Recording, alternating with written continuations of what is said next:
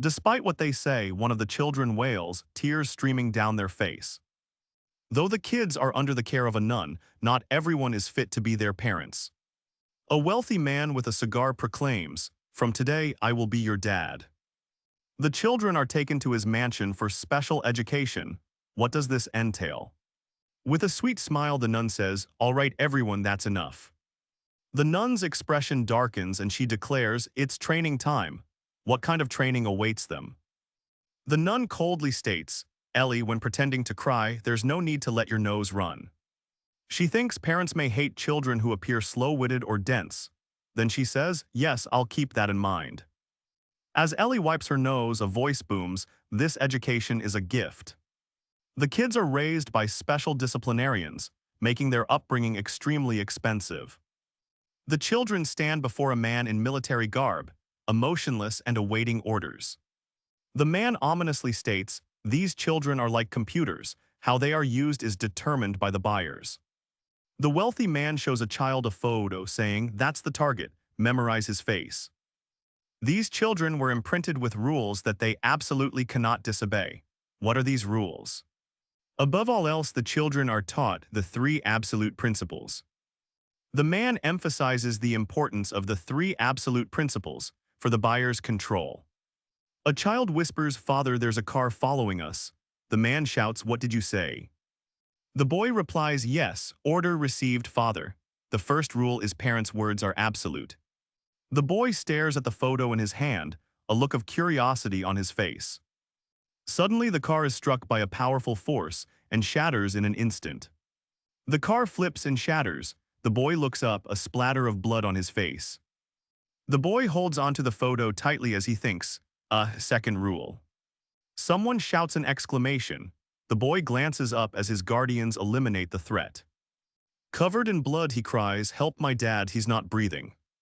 Guards exclaim in frustration, realizing they were not informed about the boy. They consider eliminating him, but their boss refuses.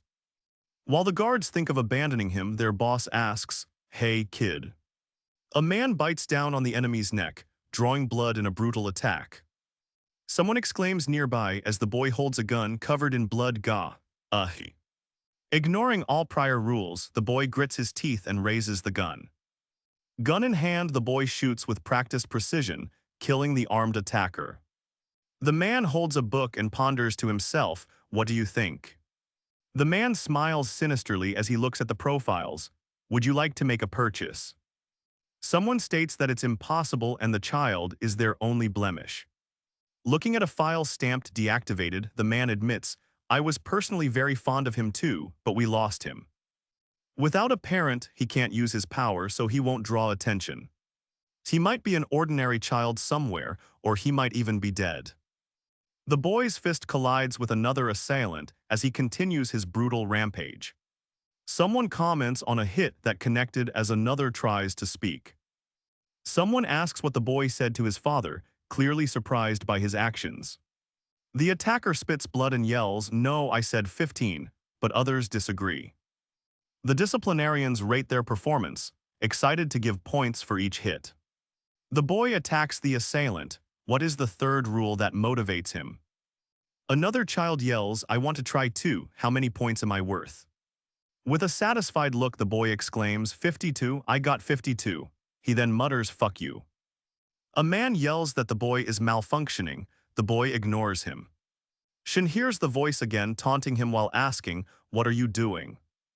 The boy attacks another man, thinking, "Don't act so cocky, I was hitting him." Looking down, the man asks, "You understand, right?" He clenches his fist, Kwon Joseph, seriously.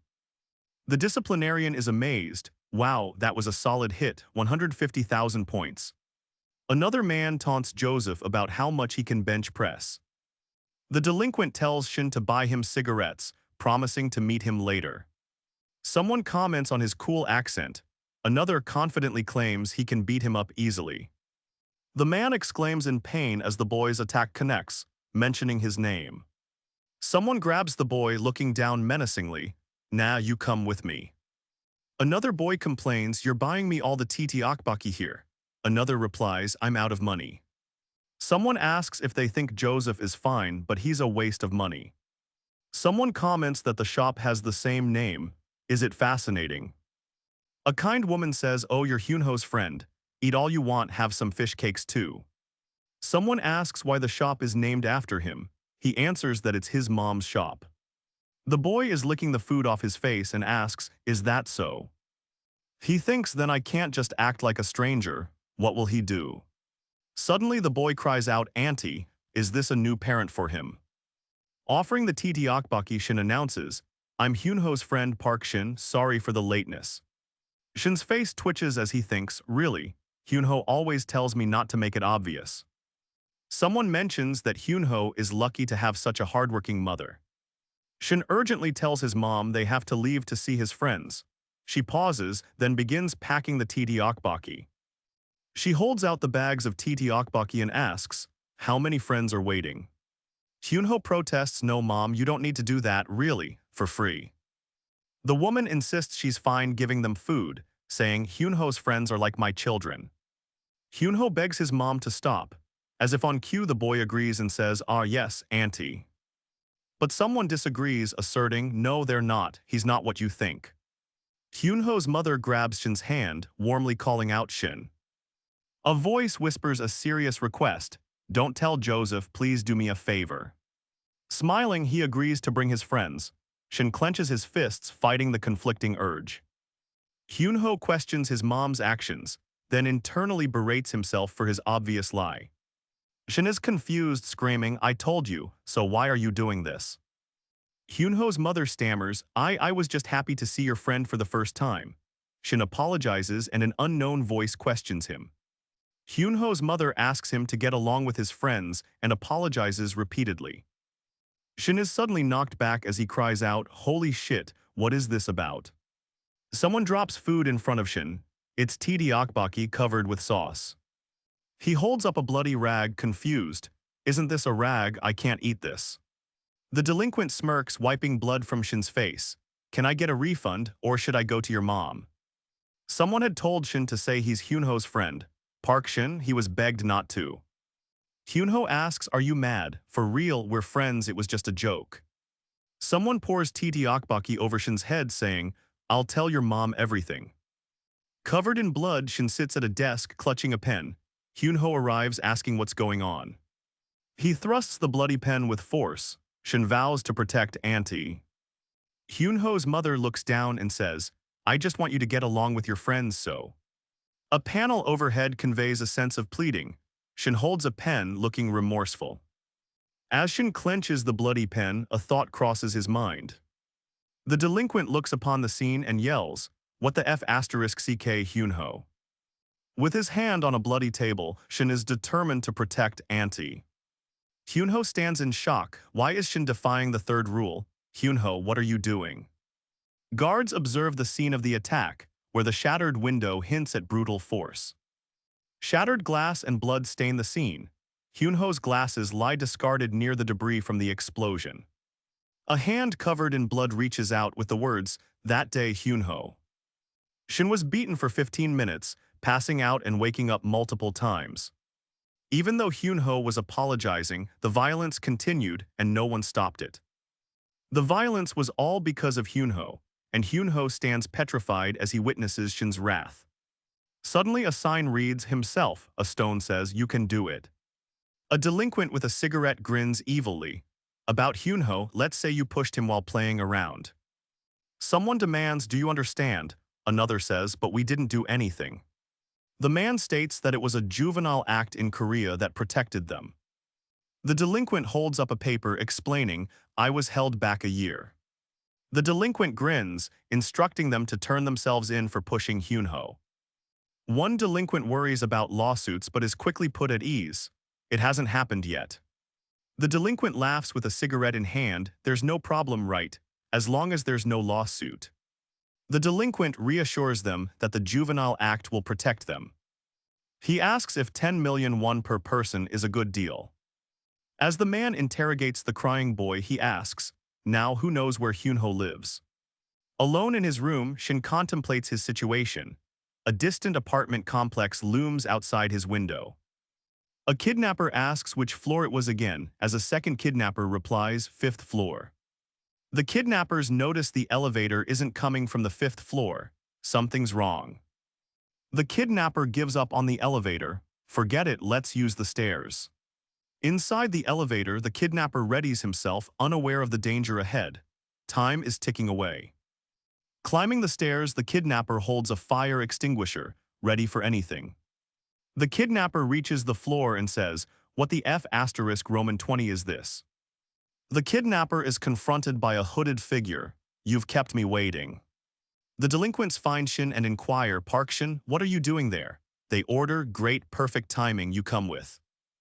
An assailant interrogates his target, demanding to know, "How did you know about Hyunho's snack shop?" The delinquent smiles, thinking, "Oh that, I was curious why you didn't bring the cigarettes." Unbeknownst to Shin, Hyunho was arguing with his mom in front of her shop. A hooded man steps forward, stating, "That was because of me." With steely resolve, the hooded kidnapper grips a metal pipe. Isn't it obvious? The intruders are hunting down Hyunho's mother for retaliation for the lawsuit. The delinquent smirks, "Perfect timing, I've been annoyed with you all this while." He asks, "Did you think I wouldn't notice? You were just helping that bastard Hyunho." The delinquent smirks, grabbing Shin's wrist, "You must have taken me for a real idiot." The kidnapper prepares to use the fire extinguisher and says, "All right, that's enough for me." The kidnapper prepares to release the extinguisher and thinks, "Thanks for confirming it." A fire extinguisher is about to be activated. The hooded man says, "I expected it." The kidnapper prepares to activate the extinguisher, thinking, "But I needed to be sure." The delinquent shouts at Shin, shocked, and orders his men to seize him. The kidnapper's extinguisher comes down hard. Has Shin triggered his instincts again? The fire extinguisher explodes, as the hooded man predicted its usage. The kidnapper is quickly knocked off his feet. Shin shouts, "Move, you stupid bastards." The hooded figure is about to strike the delinquent with a lead pipe. The man is knocked back from the pipe, exclaiming, "You son of a b******." The kidnapper pulls the fire extinguisher pin, ready to attack Shin. Was this the correct move? The kidnapper is blown backwards as Shin's fist slams into the fire extinguisher. Struggling, the kidnapper yells, "Ah, wait, it's broken." He's trying to fight through excruciating pain. A voice states, "It's the metatarsal bones above your cuneiform bone that are broken. You won't be able to walk now." A mangled shoe is displayed as a voice wonders, "Why are you doing this?" Second, the kidnapper is knocked unconscious by the hooded figure. The fight continues to escalate. Shin is warned not to use his power, as the battered kidnappers wonder what's going on. He's begging for mercy, bloodied, beaten, and battered. What is the final rule? A voice shouts, "Stop." A rule dictates that all others can be ignored for safety. Shin thinks of the words that pushed him to the brink. Hyunho's mom said. Hyunho's mom said that his friends are like her children. Shin states they threatened his mom. With a bloody grin, he steps on the kidnapper's face. "And that means I can fucking crush you." Shin's fist connects with full force. "You understand, right?" Inside the mansion, someone answers the phone call. "Director, there's a call from Korea." The nun on the phone responds, "It's the White Tiger workforce." The nun coldly answers the phone. Them hand it over. Back at headquarters, the director confirms, "Yes, this is the director speaking." Rachel stands in front of the White Tiger Job Center, marked by laborers for hire. The woman approaches the penthouse, asking if someone was waiting. The woman asks if she wants coffee. The gray-haired girl questions if it was worth the wait. The woman sighs, noting, "The market and Byungwoo Construction's HQ, a lot of things tally since you made such a big mess." She offers hot chocolate. She remarks that's why they are getting paid all that money. The woman says to act more professionally. The woman agrees she should act more professionally given the circumstances. She questions the consequences of Sean's actions. The woman smiles, holding her cup. Below, someone asks, "What?" The woman laughs, seemingly regretting her choice of words. Down below, Sean wishes he stayed at home instead. The woman says she took care of everything as Sean wonders about the cup. The woman remembers Byungwoo Constructions needed no compensation. The girl wonders how she did it, while the woman says they had something they both needed. She agrees, stating, yeah, that's how it is. She then advises the boy to be more careful. The gray-haired girl is confused by the statement, questioning the meaning. The woman pours more coffee. The woman wonders if Byungwoo Constructions can be trusted as partners. Frustration mounts. Someone slams their fist on the arm of the wheelchair in anger, muttering, damn. She kicks out in anger, those damned bastards, she shouts in fury. The woman with the gun demands, you dare kidnap my Sean. A van speeds through the night. Joseph, covered in bandages, mutters, I really can't believe it. A wheelchair-bound person with bandages berates their subordinates for their failure to act. The man questions if the bandaged figure is controlled by the dead mansion. Someone grabs Joseph by the hair as Joseph questions, is this some sort of brainwashing? The bandaged man keeks as Joseph is brought in. He suddenly thinks of something interesting and imagines it. Below, Joseph has been gagged and kidnapped. The bandaged man laughs maniacally at Joseph's misfortune. The bandaged man in the wheelchair states it would have been interesting. He adds that he's not even started. The bandaged man vows to tear Shin's mother and son to pieces. The bandaged man smiles with blood trickling down his face. You'll be next. The bandaged man smiles sadistically as Joseph, gagged and bloody, is taunted. Didn't I tell you? A hospital looms as someone peels an apple. The peel lands near Joseph's face. The old woman shrugs off a cut, saying it is nothing. A younger woman says she always says that and goes for bandages. The old woman tells Sean not to worry, he should sit still, she will grab bandages. The old woman says Sean is stubborn just like his father. Sean wonders why it's so dark. Sean wanders the halls calling, excuse me, is anyone here? The old woman looks around, confused. Where did everyone go, she wonders. Suddenly someone is attacking Sean. An enemy lies defeated on the floor. A voice orders, that's one down. The bandaged man thinks kidnapping Joseph is really interesting. Below, Joseph is held by two men. An unknown voice taunts, you really can't do anything, huh? The bandaged man apologizes for the delay. Sean looks at him from the bed, seemingly waiting for his explanation. The bandaged man says, I finally get to see what you look like. He asks, you're Hyunho, right? Confused, Hyunho demands to know who the bandaged man is. He then confidently declares, right, I'm Joseph's father. The bandaged man says it's regrettable and must have hurt a lot. He remarks, efficiency is key. The bandaged man remarks that the damage was insufficient. We have to do the work again. Hyunho, looking nervous, is being approached. A woman's high heel crushes a fallen object as she declares, fine, I'll admit it. Above, the woman states the White Tiger Job Center girl's words were right. Above, the glass shatters as someone crashes through the window. Below, Hyunho falls.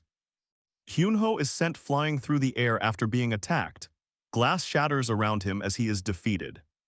Enraged, the woman is furious at the audacity, screaming about Sean and dead mansion. The bandaged man muses she really came, as the woman attacks. The man kicks Sean, sending him flying through the air. He crashes to the ground in defeat. The woman brutally attacks the bandaged man. He lies defeated on the floor. The assailant declares, got her, I got her. The woman is being attacked by someone with a knife. The woman hugs the assailant, questioning, do you like hugging me that much? The woman, caught in a deadly embrace, manages to strike her attacker. The assailant coughs up blood. The woman delivers a brutal blow, causing her opponent to cry out in pain. The woman moves in to strike. The bandaged man is concerned, wondering what they're doing. A voice orders that Sean be secured before continuing the plan. Hyunho is being carried away. The woman stops the others in their tracks, coldly asking where they are going. The woman holding a knife says she'll ask again about Sean's whereabouts. She demands where Sean is. A man with glasses is seen talking with his underlings as he says, you've come. The bespectacled man turns and heads out with his team. The woman mutters in confusion, huh. As the woman demands Sean's location, men wielding blades surround her. Surrounded, the woman asks why there are so many of them. She questions if they are roaches or something. The woman smirks, observing their weapons. She decides to bring out her own tools too. The woman aims her gun, ready to shoot at whoever is nearby. She will stop at nothing to rescue Sean. The woman taunts her opponents, telling them to come at her and calling them roaches. The men with blades scream URGHH, ah, as they are defeated.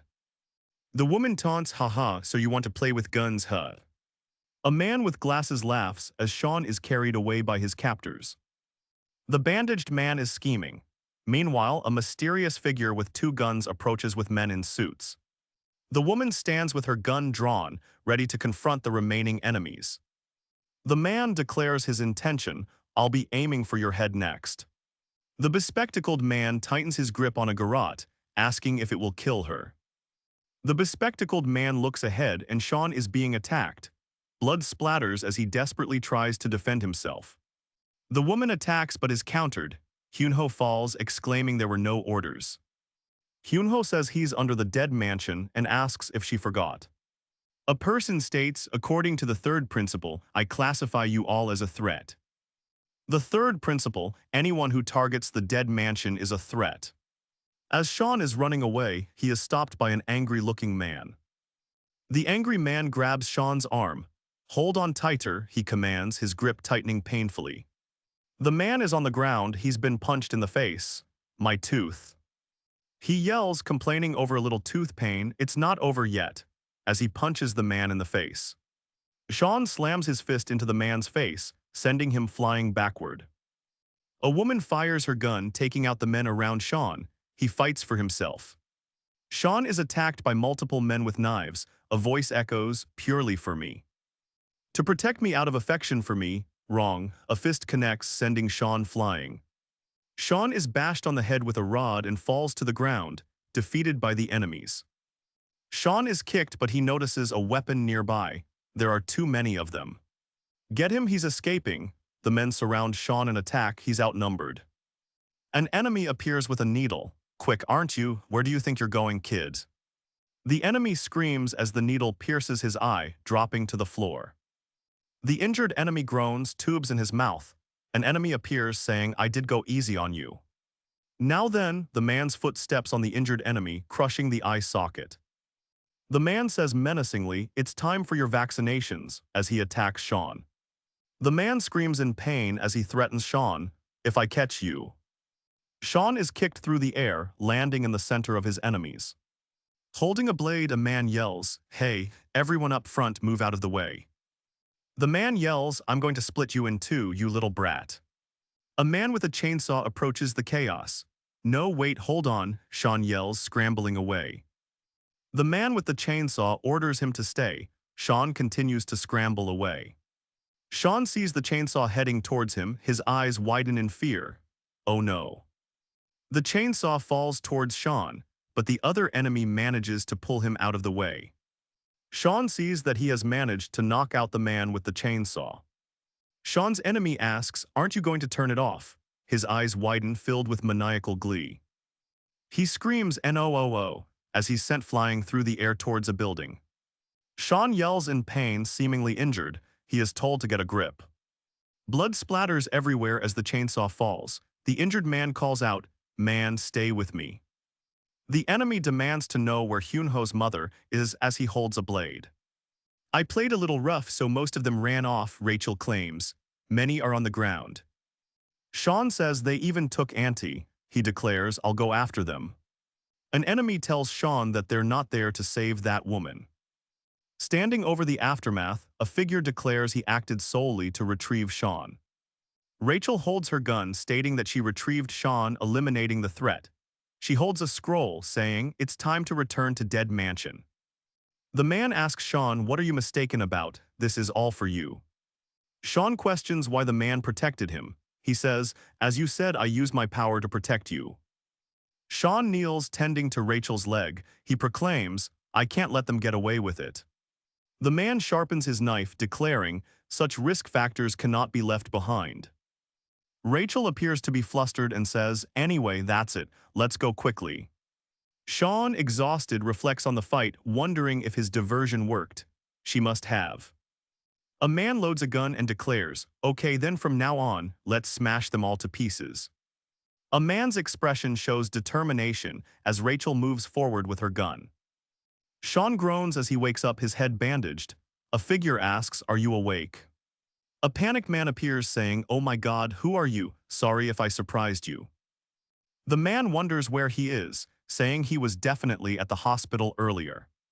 The bandaged man exclaims, "What nonsense is that?" Sean wakes up in a room asking, "Where are we?" A man in a wheelchair says, "This is our children's classroom." The bandaged man stares at a desk. "This is Hyunho's seat," he asks, shocked. The man touches the vandalized desk, noting, "The kids are so scary these days." Sean is surprised and asks, "Why are you showing me this?" The bandaged man says, "Wow, you really couldn't recognize me." Joseph's father reveals himself to Sean, asking, "Oh, it's ugly, right?" The man in the wheelchair clenches his fists, mentioning, "It's all because of that little guy." The bandaged man states with a menacing tone, "All because of that kid." The man in the wheelchair questions if Shin is the cause of his condition. It turns out Park Shin was the one who framed Joseph for Hyunho. It's a known story among kids. Rumors spread about these photos. Too indifferent. Now Sean understands the purpose behind everything. He declares, "I finally found out." An older woman appears, checking to see if Sean is okay. "I will take revenge." A man lies beaten and bloodied with the panel saying, "Because I couldn't protect my son." A voice proclaims parents must atone for their sons or seek revenge. The bandaged man calls Sean naive. "Do you think that's possible, really?" He slams a fist into the wall. The men have caught up to Sean. "We can't just let this kid do what he wants. If we leave him like this, he'll never stop." The enemy is worried about Sean's continued assault. The man in the wheelchair stares at Sean, asking, "Do you understand?" The man sharpens his blade as a voice echoes in his mind, "We must step up." The looming building stands tall against a stormy sky, a place that breeds fear and despair. What horrors await? A hooded figure claims to have heard everything. Someone mutters, bewildered, Byingwoo construction. The bandaged man is furious that someone targeted Sean for no reason. The school looms in the dark. Rachel has been given an order. With a cold resolve, the older woman orders her team to make them pay. For daring to touch the dead mansion's property, Sean, this will be your first mission. The older woman has ordered for heresy to be eradicated and tells them to show their skills. The hammer of justice has arrived. He recalls leaving his monitors on the desk. He asks if she can lend him an earphone, but she is incredulous. Sean is told he is acting sloppy like an amateur, a foolish kid. At the school, the group inside asks if they are sure they are here. Tracking confirms it. The boy wonders if the information is correct. Is Sean's auntie and Hyunho really here? Rachel looks on, calm and collected. The boy's piercing eyes lock with another's, revealing a hidden scar on his face.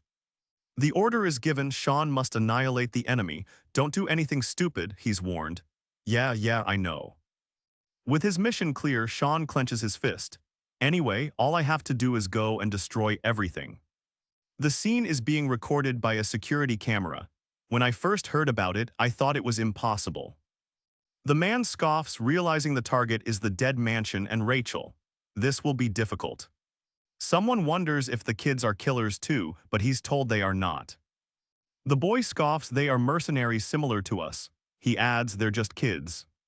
The man in the wheelchair promises extra cash. "Anything," he says, "as long as you get it done." Someone asks if there aren't supposed to be 3 people there. One says his brother will be late. Despite the warning of their skills, Sean's opponent scoffs, asking if they aren't strong enough.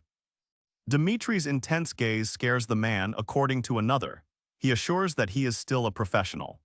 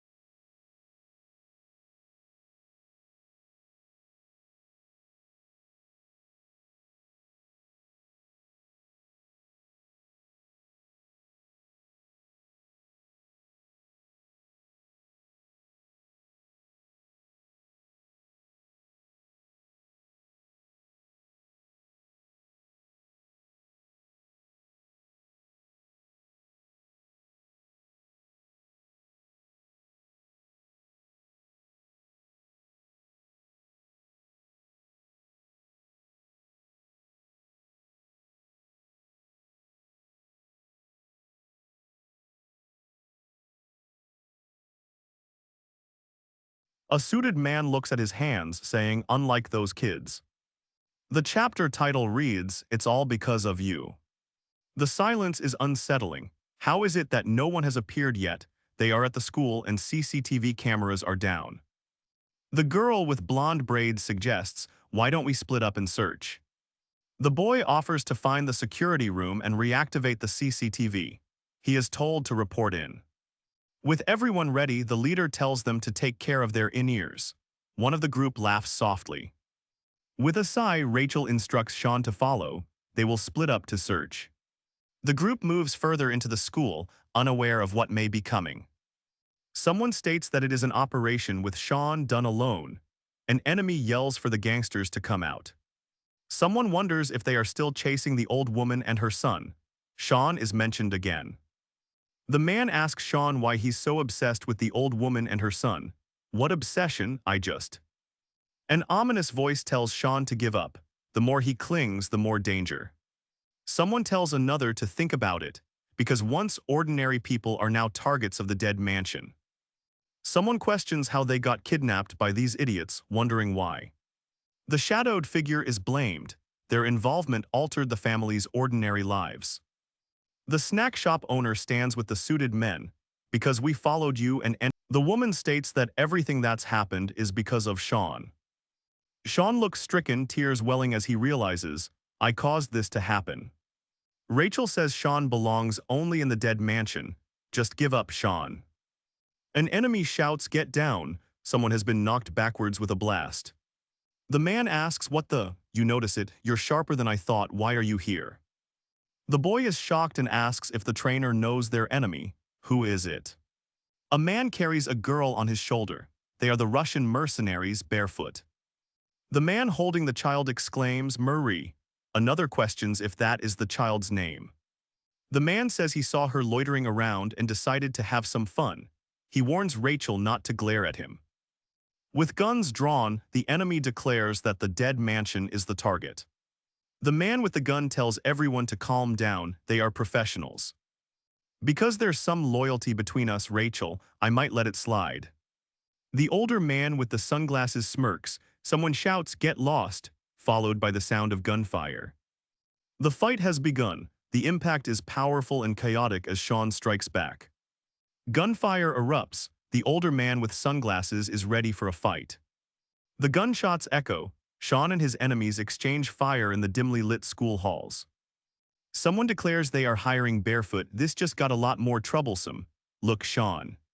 Sean is told that he dragged the old woman into this world. He is told to just give up now. The woman with long hair is confused that the target is not here. She pulls out her gun. The man holding his gun says it's a waste to kill Rachel. The older man asks if Sean thinks bullets can stop him. He doubts his skill. Someone is approaching. The older man asks, "Oh, is that so?" The older man shoots at Sean. The impact throws Sean backwards from the sheer force. The kick lands with a resounding thud. The opponent is sent flying as he claims, "I'm telling you it wouldn't work." Before Sean can react, the older man strikes. The sheer force sends him flying backwards. The masked man continues his attack with a powerful hit. Sean thinks, "I see." The Russian mercenary group, known as Barefoot, prepares for their upcoming mission. Barefoot's initiation is brutal, forcing them to brave the Siberian snowfields without shoes.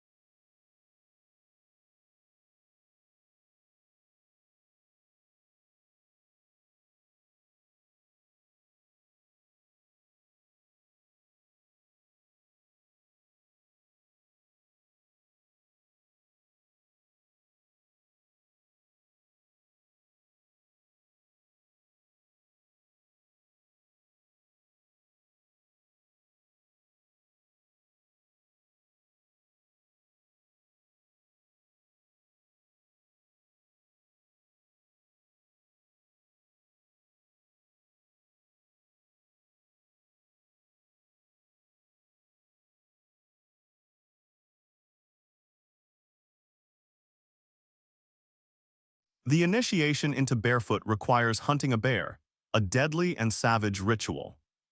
He was called barefoot, a testament to the brutal initiation he survived. The snowy fields claimed many. An enemy looks down with a condescending grin. Is that supposed to hurt, punk? The enemy is shocked that the bullets didn't do any damage at all. The man yells, "Hey brat," as he is sent flying through the air. He groans on the ground from the previous attack. Even a bear's tail swipe would hurt more than that. He's confused. What's this? The man smirks, acknowledging Sean's attempt to disarm him. He guesses Sean's origins. "So you're from Dead Mansion, huh?" The man is clearly enjoying himself. Sean, bloody and injured, is getting angry. "Come at me for real, you little punk." The man confidently aims his gun. "You still look like a rookie." He fires. Sean is sent through the air by the force of the bullet. The enemy's cocky attitude persists, issuing a deadly threat. "That's enough, Dimitri." The man is strangely aroused by Rachel's threat. He shoots at her repeatedly. Dimitri boasts, "But I'm not the only one you're up against, you know." The Russian mercenary is cocky and yells, "More small fries." As reinforcements arrive, Barefoot is ready for more. Rachel appears and urgently asks, "Marie, are you all right?" Marie replies shakily, "It's nothing." Dimitri demands, "What are you talking about? Speak clearly." Marie hesitantly replies, "No, it's nothing." A stranger appears, greeting them with a smile, claiming, "There's one more of them." The bandaged man invites Marie to play with him. He states, "This should be fun." The strange man smiles, asking, "Right." He zips up his jacket, ready to fight. The bandaged man is on the floor. He says, "Damn it." The stranger orders Rachel, "Go to Eugene." He says he'll handle Dimitri. Dimitri chuckles, surprised by the stranger's confidence. Sean vows revenge. "I've got to pay him back." Rachel warns Sean not to underestimate Dimitri's capabilities. Meanwhile, a group of men strategize, realizing their current approach isn't effective. The enemy mercenaries open fire, striking Marie. She grits her teeth, exclaiming, "Damn it." The stranger is struggling against the barefoot mercenaries. He urges, "Take Marie and go ahead, I'll finish this quickly." As Sean struggles to stand, Dimitri towers over him, asking mockingly, "Did you forget?" The stranger tells Sean to go ahead and defeat the enemies. He assures him, "Smash them to pieces and then catch up." As Rachel opens fire on the mercenaries, Sean is surprised by her actions. "What? Where are you going, Rachel?" Sean gets hit by a powerful attack. He shouts, "Come on, just wait a moment." Dimitri's powerful punch connects. Sean is sent flying once more, reeling from the brutal impact. Dimitri tells Sean he's talking with Rachel. Sean thinks he can only block the attack. Sean is struck by a kick and sent flying. The force of the blow is almost unbearable. Sean is confused and shocked. I'm sure I blocked it, but why am I bleeding?" Dimitri wonders, "Is that the gun I disassembled earlier?" He smirks, "Were you surprised?" Sean insults Dimitri, commenting on his underhanded methods. "What tactics, acting dirty like that?" Dimitri coldly states, "Is the reason why Rachel doesn't hang out with you." Dimitri laughs, recognizing Sean's ability to push his buttons. He taunts, questioning if Sean will regret his actions. Dimitri, holding the disassembled gun, mockingly asks, Do you mean the Rachel part?" Dimitri's dark grin spreads wider. He is about to strike the final blow. "Fine, you had it coming." Dimitri lands a devastating blow. He asks Sean, "Do you think I'm joking, kid?" Dimitri delivers a devastating kick to Sean, sending him flying backward yet again. He has no chance to retaliate. Dimitri stands over Sean, breathing heavily. "I lowered my guard, thinking you're nothing but a brat." Sean, wiping his bloody mouth, is shocked by Dimitri's speed. What? He's even faster than before. Dimitri is ready to continue the fight, demanding, "Are you not going to do it properly, kid?" A voice booms out, taunting Sean to struggle even more against his opponent. Dimitri licks his lips, eager to inflict more pain. Meanwhile, Marie is shown, recovering in a dark room. Sean is defeated on the ground, realizing, "Damn it," just as Rachel said. Sean sits on the floor, battered and bruised. He is told, "They have followed you here." Their ordinary lives began to fall apart, as Sean faces another defeat. Meanwhile, an ominous smile spreads across Rachel's face. Sean is still defeated on the floor. Dimitri brutally stomps on Sean's arm with full force. Sean grits his teeth, enduring the agonizing pain. Dimitri prepares another attack, declaring halftime is over, kid. He's enjoying the fight. Dimitri stands over Sean, confident. If it weren't for me, a mercenary like you wouldn't have come looking for me. Sean grips his shirt tightly in his hands. Hyunho's family would never have been in danger, it's all because of me. Sean is battered and bruised but is determined. I can't whine because it hurts. Dimitri realizes Sean has changed. He thinks, this isn't the time to joke around. Dimitri delivers a crushing blow to Sean. Sean is caught off guard and sent flying through the air. Dimitri stabs Sean with the disassembled gun. He thinks, this doesn't make sense. I couldn't even see him. Dimitri brutally kicks Sean. Dimitri asks, were you surprised, kid? Dimitri seems surprised by Sean's resilience. He confirms with growing intent, did you say your name is Sean? Dimitri is confident after his brutal attacks on Sean. This time it was worth the wait. 2 years ago in Vladivostok, a man looks at a building and asks, what is this? The stranger laments being assigned to pick someone up. Lighting his cigarette, he sees the other children and Marie. The man questions if he's just picking up brats. He realizes they are special. The man observes the children, commenting they are perfect products. He identifies Dimitri from the barefoot mercenaries, noting his youth. The stranger is annoyed and warns everyone to get on, saying it'll explode soon. The stranger calmly smokes as the building explodes behind him. Explode. As the building explodes, someone asks, what was that? Another yells, what are you doing? We're leaving, drive. A voice answers, it wasn't me, it's the result of the kid's hard work. Rachel chastises David for missing shots, reminding him to maintain his gun. Eddie is told to get rid of the candy. It will leave a trace back to them. The stranger laughs, asking if those brats did something like this.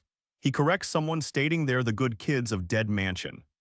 The man stutters, questioning why she is coming closer. She tells him he should put the cigarette out. The stranger remarks, the little brother of Barefoot's leader, Bare Knuckle. He says that person doesn't seem knowledgeable. Marie is looking down on a man. The man has an apologetic look, asking what is. The man nervously denies seeing anything but then hesitates. Sean is confused, asking what happened to his forehead. The man retorts, questioning if the kids are responsible for everything. Another voice states it wasn't the kid's fault. Rachel says she got the scar training Sean. Someone in the car wonders if the man is a legend. The other agrees, calling him a masterpiece. Someone comments about him being a genius and a masterpiece, but they lost him. A woman wonders if he's still alive. An associate tells someone to let them know if they run into him. Someone notices a tattoo on a child's back, a symbol of one. Rachel found him. The man acknowledges Sean's strength, stating, all right, Sean, you aren't just some kid. A blade is raised above Sean, who wonders, what? An old man leaps to attack from above. Ripping his shirt open, Sean's opponent states, so let's have a duel man-to-man. The screen reveals Dmitry Medvedev, Barefoot second in command. Nickname, Grizzly. Sean stares intensely. The old man delivers a fierce blow. Sean is struck hard, blood now visible on his face. The Grizzly's attack connects. Sean bites down, determined to withstand the blow. He won't give up. Sean is sent flying, with Grizzly following up with a kick. He's determined to win. Sean grunts in pain, clutching his chest. He wonders if he fractured something. Grizzly yells, it's not over yet, Sean. Let's keep going. He attacks with his blade. The old man thinks to himself, wondering, what's with this guy? Grizzly strikes Sean with full force. The hit lands squarely on Sean's face, sending him reeling. Grizzly continues his relentless assault, yelling, hey, hey, hey, how long are you going to keep dodging? Grizzly demands Sean attack like before. Below, a voice asks if he received rewards. Grizzly aims his knife and attacks Sean. Sean, with a determined look, replies, because I haven't. Grizzly is furious, questioning what nonsense Sean is spewing. Sean coughs, struggling after taking another blow. Grizzly declares, I'll give you one. Sean coughs, blood dripping. He's barely holding on after the brutal attack. Grizzly strikes Sean, sneering as he declares, consider it a souvenir you picked up in Korea. Grizzly's punch lands directly. Sean is unable to withstand the force of the brutal impact. Sean catches his breath while Grizzly taunts him, bragging about his gift. Sean pauses from the brutal fight, thinking, now then, should I go meet up with Rachel? Sean catches his breath and sees an image on the ground. Confused, he wonders this picture. Sean flies through the air after taking Grizzly's blow, thinking, you rat bastard. The Grizzly yells, rat bastard.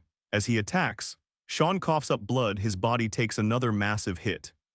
Despite the beating he's taking, Grizzly is impressed by Sean's resilience. You're really persistent, he asks if he can move. Grizzly tightens his grip. If you're too persistent, won't Rachel start to hate you? Grizzly pulls Sean in close, locking his arms around him. He's not letting him escape. Grizzly sweats, frustrated with Sean's unexpected resistance. He sees Joseph's picture among scattered papers and broken glass. Grizzly sees the image Sean saw, asking, isn't this my picture? And Sean, beaten and bloodied, sees a picture. What's this? Elsewhere, a child finds a swimming pool, wondering if someone is in the water. As someone questions what is in the water, Sean is struck with an attack. He wonders how he didn't sense it. Sean, beaten and exhausted, is observed by someone in the distance. One thing's for sure, he isn't an average person. Sean desperately tries to contact Rachel. Someone close mocks him, spinning a communications device. Grizzly smirks, revealing he's disabled Sean's comms. Sounds fun, right? Sean thinks, recognizing the danger, this person is a professional. He decides, I should avoid fighting him head-on. Sean, lying on the ground, hears someone crying nearby. Grizzly asks mockingly, are you crying right now?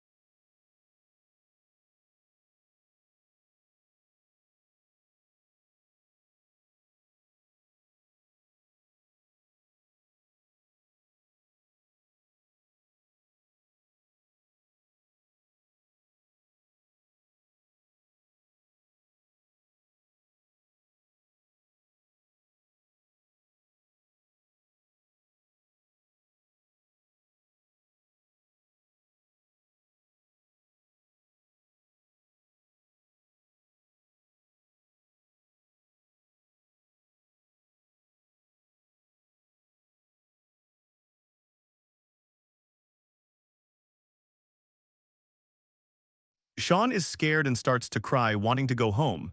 Someone notices him. Grizzly delivers a crushing blow. Sean takes the hit from above and is sent spiraling down. Sean is sent spiraling downwards, the force of the blow leaving him dizzy. swinging a bat.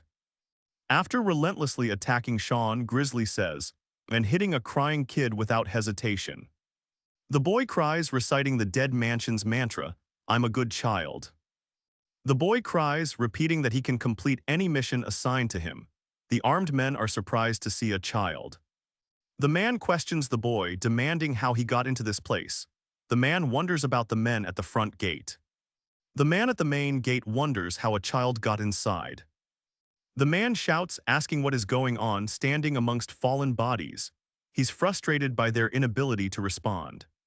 The boy says he came with his dad and needed the restroom. The man thinks children are weak. The man demands the boy to reveal his father's name, being too pushy. A man intervenes, telling them that they are being too rough with the boy. The man questions how a child infiltrated their ranks. Suddenly, he's knocked to the ground, weapon skittering away. Another man appears, asking what's going on, but is met with a bloody corpse. The man wonders what happened and if it was the kid. He looks around to find him. A man falls to the ground, bleeding, "But I'm not a regular child." Sean stands over the dead man's body. "I've taken care of it as you ordered." The assassin rigidly follows orders, but then the boy appears. He seems stunned. The masked man thinks that it is awful that someone would attack a child. He smiles and says, "Yeah, this should be fine." The masked man asks Sean if he will cry again if he hits him more. Sean is terrified as a man lunges towards him with a weapon. He's coming. Sean barely dodges the masked man's attack, shocked by the sudden assault. Sean is surprised by the masked man's power. The masked man smirks, ready to attack, asking Sean how he likes it. The masked man swings his weapon, saying, "Awesome, right?" although it looks normal. The masked man asks Sean how long he will keep dodging. Sean is struck and falls to the ground, coughing. The masked man declares that they will start their fight for Sean's freedom. Sean screams in pain as the masked man's powerful kick sends him flying. He flips his weapon, it's a butterfly knife, and he's ready to fight. The masked man swings his weapon down on Sean. With a resounding crack, the attack connects with the floor. The masked man's strike sends Sean crashing into the floor with a sickening thud. Sean coughs up blood as the masked man gives him 10 seconds to run. The masked man declares that he'll start counting now and says 10. Sean scrambles away from the masked man's attack. He is struggling to keep up with his speed. The masked man warns Sean that he's not an average opponent. He only has 10 seconds to run. The masked man steps on Sean, saying, "Erg, just a little more." He seems to be struggling. The masked man's kick connects. Debris flies as Sean is sent spiraling through the air. Sean thinks that 10 seconds have not passed yet, despite the pain. The masked man loves Sean's terrified expression. The masked man lunges with his blade, asking if Sean believed those words. "That's why innocent kids like you." The masked man slams Sean into a pool of water with a bat. He is submerged. With a splash, Sean is thrown into the water. The masked man is relentless. The masked man exclaims that those who are weaker are more fun to bully. Sean struggles in the water, arms aching.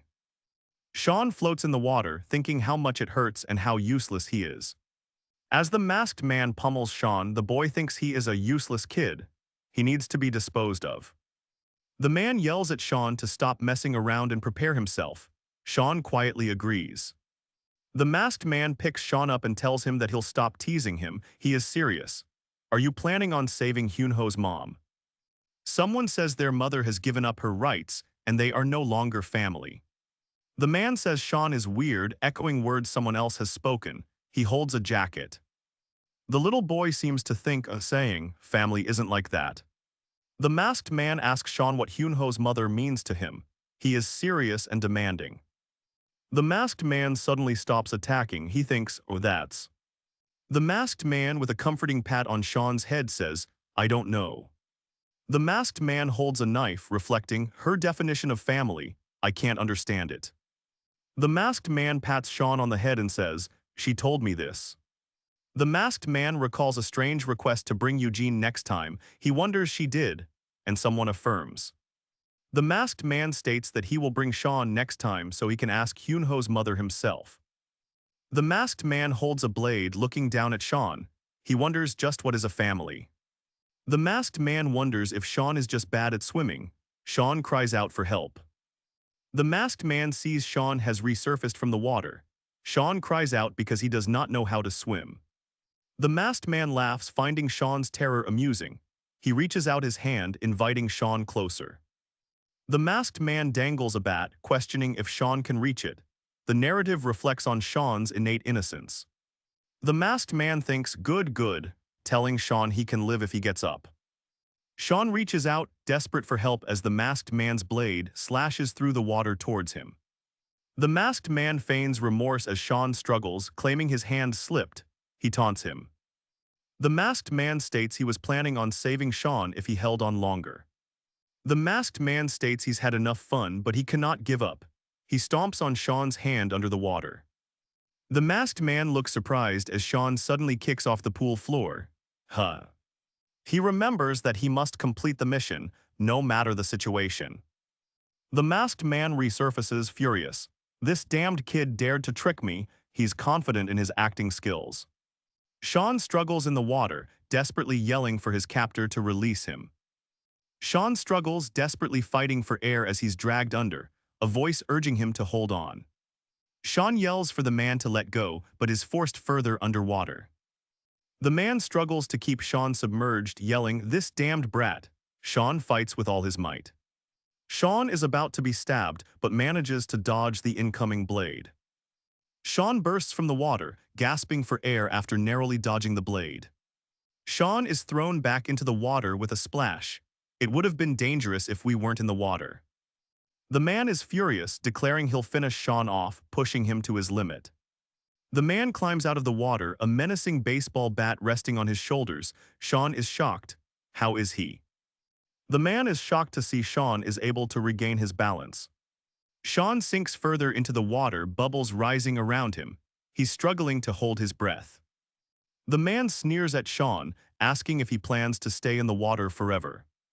The man asks Sean if he thinks holding his breath is better than getting beat up. He wonders how long Sean can hold out. Sean, still submerged, grits his teeth, thinking of the man as crazy. Thinking fast, Sean knows he has to escape this dire underwater situation. The man states that if Sean moves too much, he'll run out of air. Sean thinks he can't keep going on like this. Sean thinks he just needs a small breath before diving back down again. Sean gasps for air, the man ready to strike again, clearly enraged. Sean panics as he's submerged again, realizing, "I'll die." Sean thinks to himself, deep underwater, wondering what to do next. Time is running out. The man smirks, commenting that Sean has only been submerged for 2 minutes. He tells Sean to come on. Sean is pulled downward with a rope. "I thought I told you it'll be useless." The man shouts now, before lunging at Sean, baseball bat in hand, with an attack. The man brings the bat down but misses as Sean is no longer there. Sean looks around. Sean bursts up from underwater, gasping for air with a desperate hup. He's completely exhausted. The man is annoyed by Sean's skills. He mocks Sean, saying the knife is a toy. The text states that swinging a weapon underwater is pointless. The man swings at Sean anyway, who is swimming away. The man states that if Sean has no other choice, then so be it. In the water, resistance is stronger, making bigger weapons a disadvantage, but a small knife. The text mentions a small body has the advantage. Sean swims away from the man.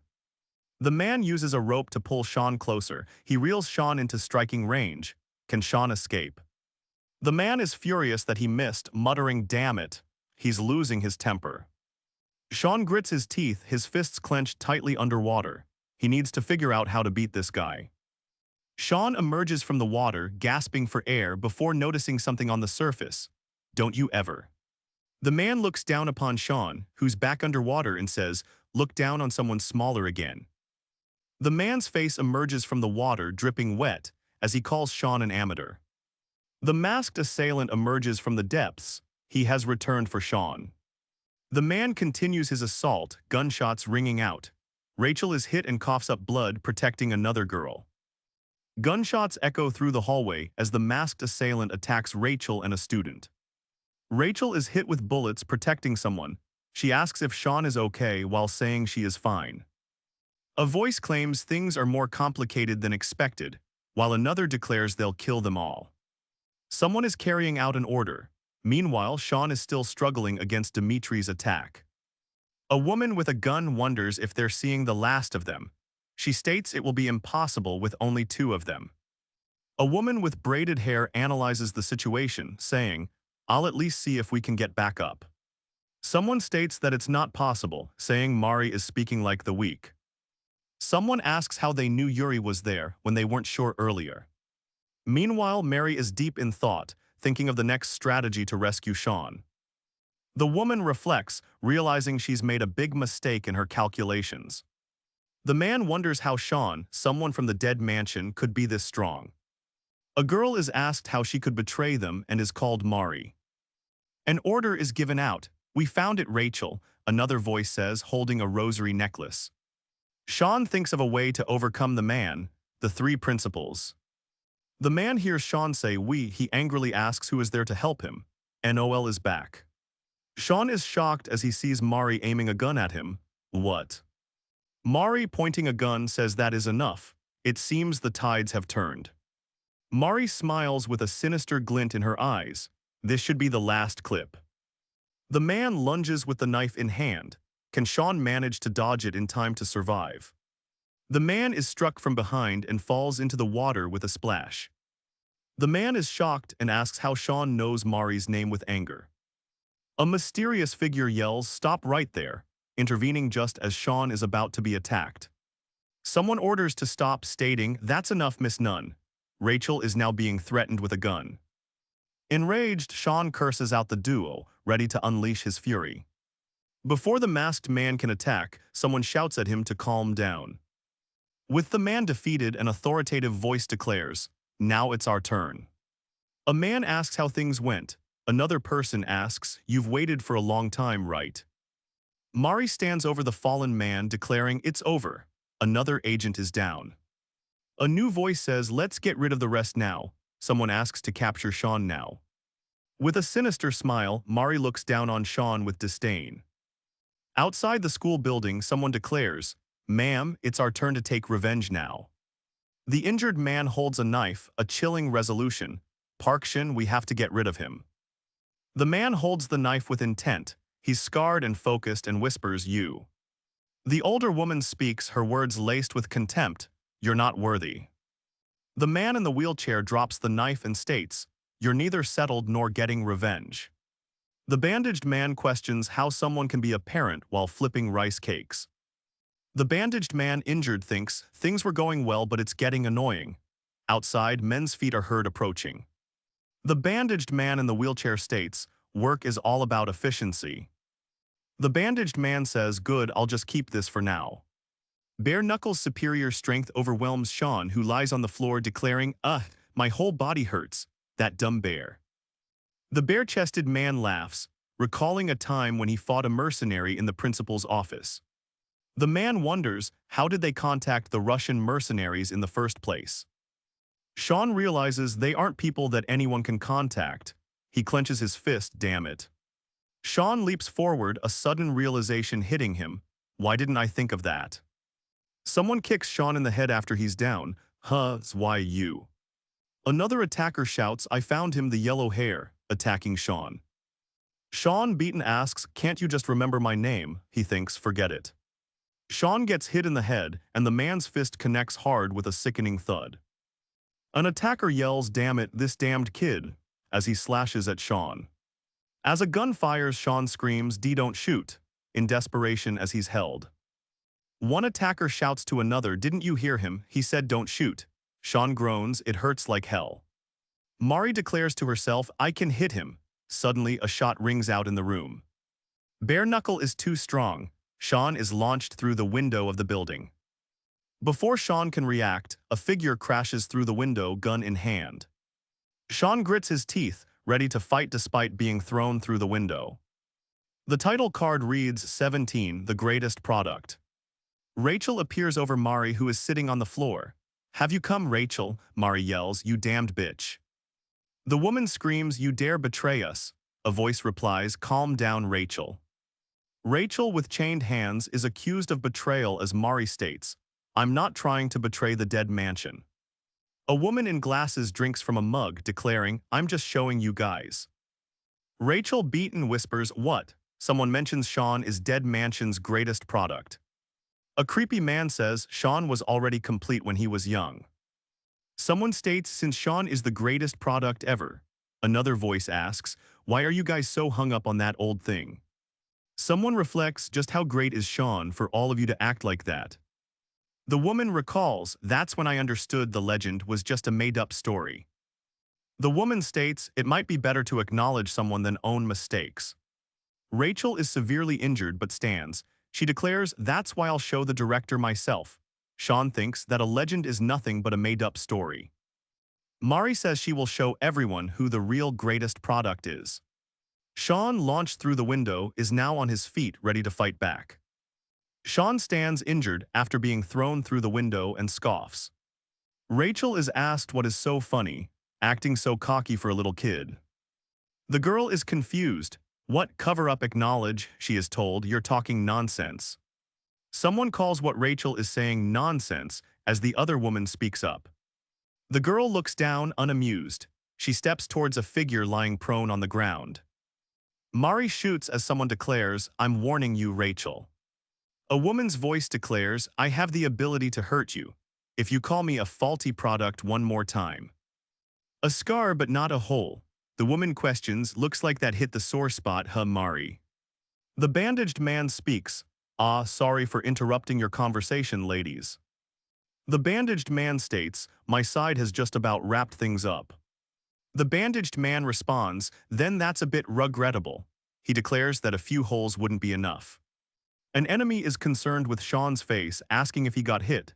Sean responds, oh, this. Though there was a small issue, the attack was expected and everything went according to plan. Sean is on the ground, seemingly defeated as the men in black suits surround him. The suited man is thanked for his help and he responds, I'm glad to work with you. As the attacker chokes Sean, Sean struggles to breathe. He asks weakly, what are you do? The bandaged man in the wheelchair says, don't feel bad about it, Chairman, I received an offer.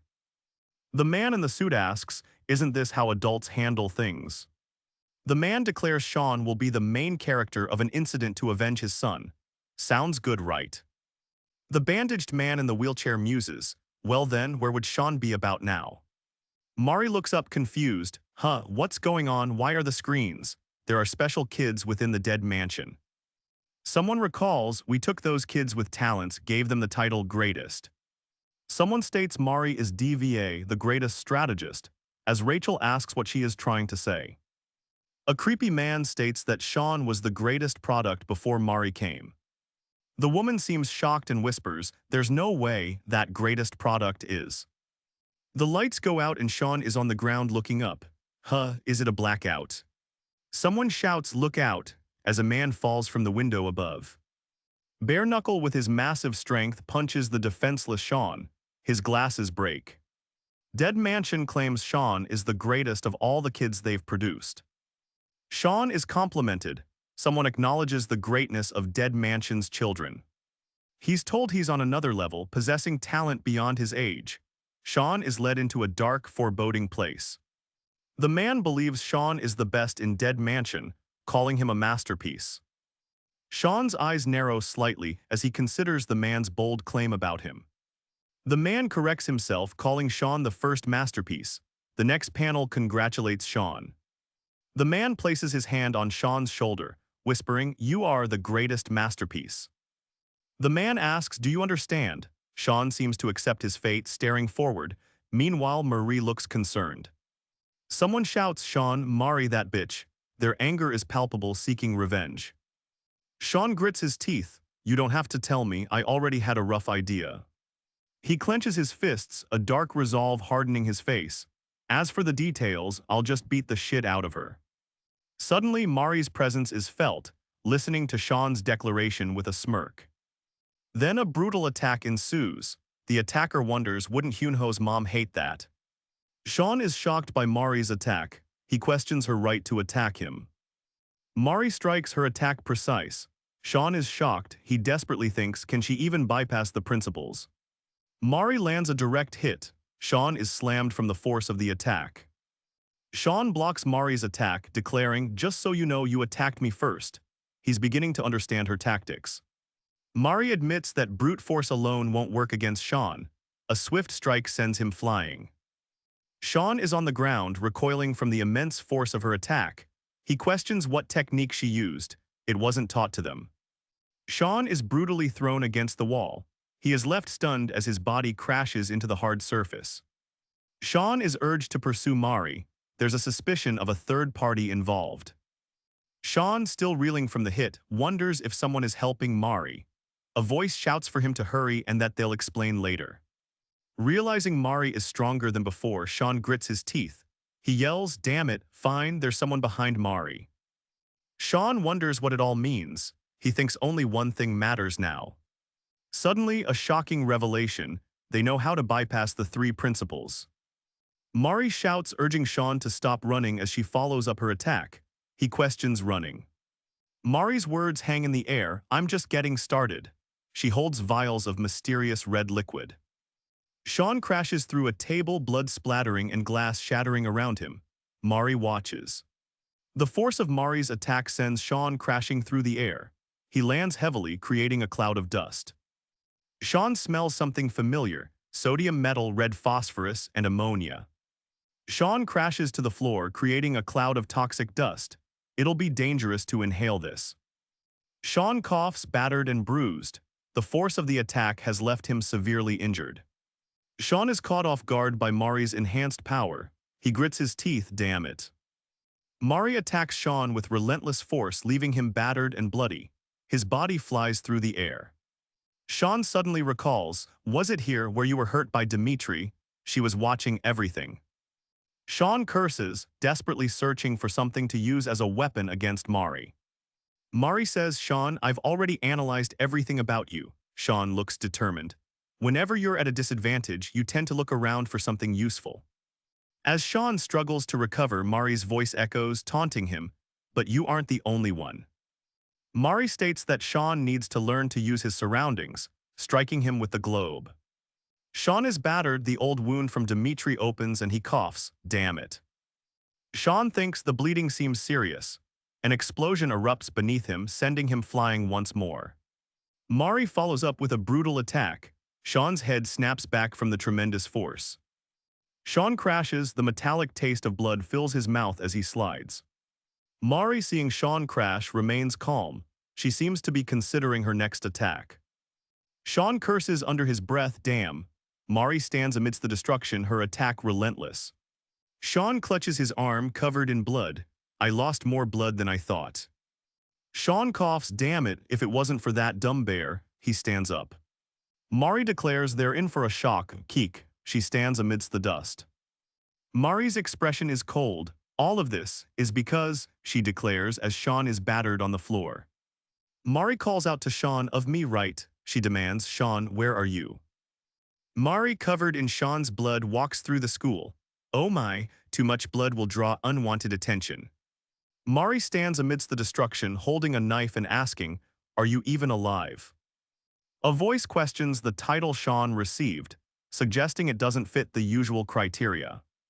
A voice emphasizes that the director himself deemed Sean the greatest. A voice claims the director made a mistake, granting the title too easily. Other gifted children are coming. A voice questions Sean's title. Mari stands over a bloodied area. Mari mocks Sean's title, "To call you the greatest of Dead Mansion when you lack even the basics." Mari sees a stapler and someone says, "Hey," then continues to talk to Sean. Mari, standing over Sean, coldly asks, "Why do you talk so much?" Sean is thrown back with incredible force, colliding with a desk. Mari sees the blood. She thinks his left arm is bleeding for sure. Sean's arm is shown bleeding, stapled. Mari continues he should learn the basics. Sean is violently sent flying into the air after a devastating attack by Mari. Sean is sent hurtling through the air by Mari's powerful strike. His grip on his arm tightens. They call Sean the legend and greatest masterpiece of Dead Mansion. Sean stands tall over someone, asking, "Do you know the method?" Sean has Mari pinned, hand gripping her neck, looking angry. He asks Mari to break the three principles. As Mari's neck is gripped, she retorts, calling the principles brainwashing nonsense. Sean loosens his grip thinking, so there really is a way, he exclaims, huh. Sean looks down at Mari and asks if she wants to know the secret. But Sean and Mari's actions might bring unwanted attention to the dead mansion. The man and woman observe shocked as a contract gets signed. It's all done, Mom. Mari explains that Sean's paper had a slight error in the theory verification. The older woman calls the child a lucky charm, thanking them sweetly. What could they need a child for? The little boy smiles as the librarian brings drinks up the stairs to the patrons. The boy brings his mother coffee as she sits down at the table busy, but he says there is an error in her theory. The older woman considers Mari's words, questioning, what? Mari replies with a new method to break the principles. He thanks Mari and says he needs rest, requesting not to be disturbed. The woman tells him he should sleep in another room if he is tired. Suddenly, a clatter rings out in the library. Someone tells Mari to leave her mother alone, she must be stressed. The man says he will leave for a moment. The boy stands near the door and asks his mother if she is awake. She says she organized data while she slept. He stares intently, holding his glasses. You did? Where did your father go, Mari? She responds to her mother, saying that he didn't say where he was going. Mari continues speaking, telling her mother she has looked into the issue. The person with him is a 28-year-old woman. After tracking him, he's found in room 307. Stop. Sean yells that he does not want to hear any more from Mari. She is confused. The boy says that his mother shouldn't drink coffee. He infers she is in a state of stress. A voice booms above. It seems you are experiencing hormonal imbalance. Sean is furious with Mari. He asks if she thinks she's the smartest. He questions if he looks inferior to her. The figure laughs, telling Mari, don't make me laugh, no one can replace me. But returning you, the man behind bars says this is really awkward. Sean places a hand on Mari's head. No, there's nothing to be sorry about. The man says people like Mari make others uncomfortable because she is skilled. With his hand on Mari's head, he says she is the smartest of the good kids. She questions if it is true. The man comforts Mari and tells her to use her talent for Dead Mansion. He asks if she understands. Mari smirks while gripping the paper in her hands, thinking about the future. The woman tells Sean that he has appeared again. He is a distraction to the director. She quickly thinks she knows how to break the three principles. Sean's fist is raised above his head, ready to attack. Oh no, you still haven't given up yet. Mari smashes against the ground. She thinks to herself, thanks to that. Sean sees Mari tied up. Damn it, was it just a way to buy time? Mari struggles to her feet, sensing a change in her current predicament. Mari holds a knife and declares, all right, time to get serious now. She launches herself forward. Sean hits Mari, who thinks that he is too fast. He says, I'm naturally fast. Sean wonders what she is doing. Mari asks why he is so surprised. She says it's obvious what he was thinking. Mari crashes but quickly gets back up, clutching a book. What is she planning now? Sean hits Mari again. She is bloodied and bruised. Is this the end? Mari looks down at Sean as she overpowers him. Your strength and speed are on a voice calls out, asking if Sean has been considered. Who's talking? Mari says that even though Sean has been trained from a young age. Mari crashes through the floor, leaving a crater. Sean questions how she can fight adults and professional ones at that. Mari suddenly questions if Sean has ever felt something was wrong. Sean questions if Mari will keep talking nonsense. He wonders how she still doesn't understand. Sean blocks Mari's attack, wondering if what he's experiencing is legendary power. Sean is furious and exclaims that Mari is obsessively aiming for something. Mari realizes it was also a strategy. Sean on the ground thinks, damn it. Sean reels from the attack, surprised. Mari, falling back, yells that he didn't expect that. Sean declares it's over, as he lands a devastating blow on Mari. Mari declares that she is the greatest in Dead Mansion. Sean's arm is shown, heavily injured. Is he questioning her claim?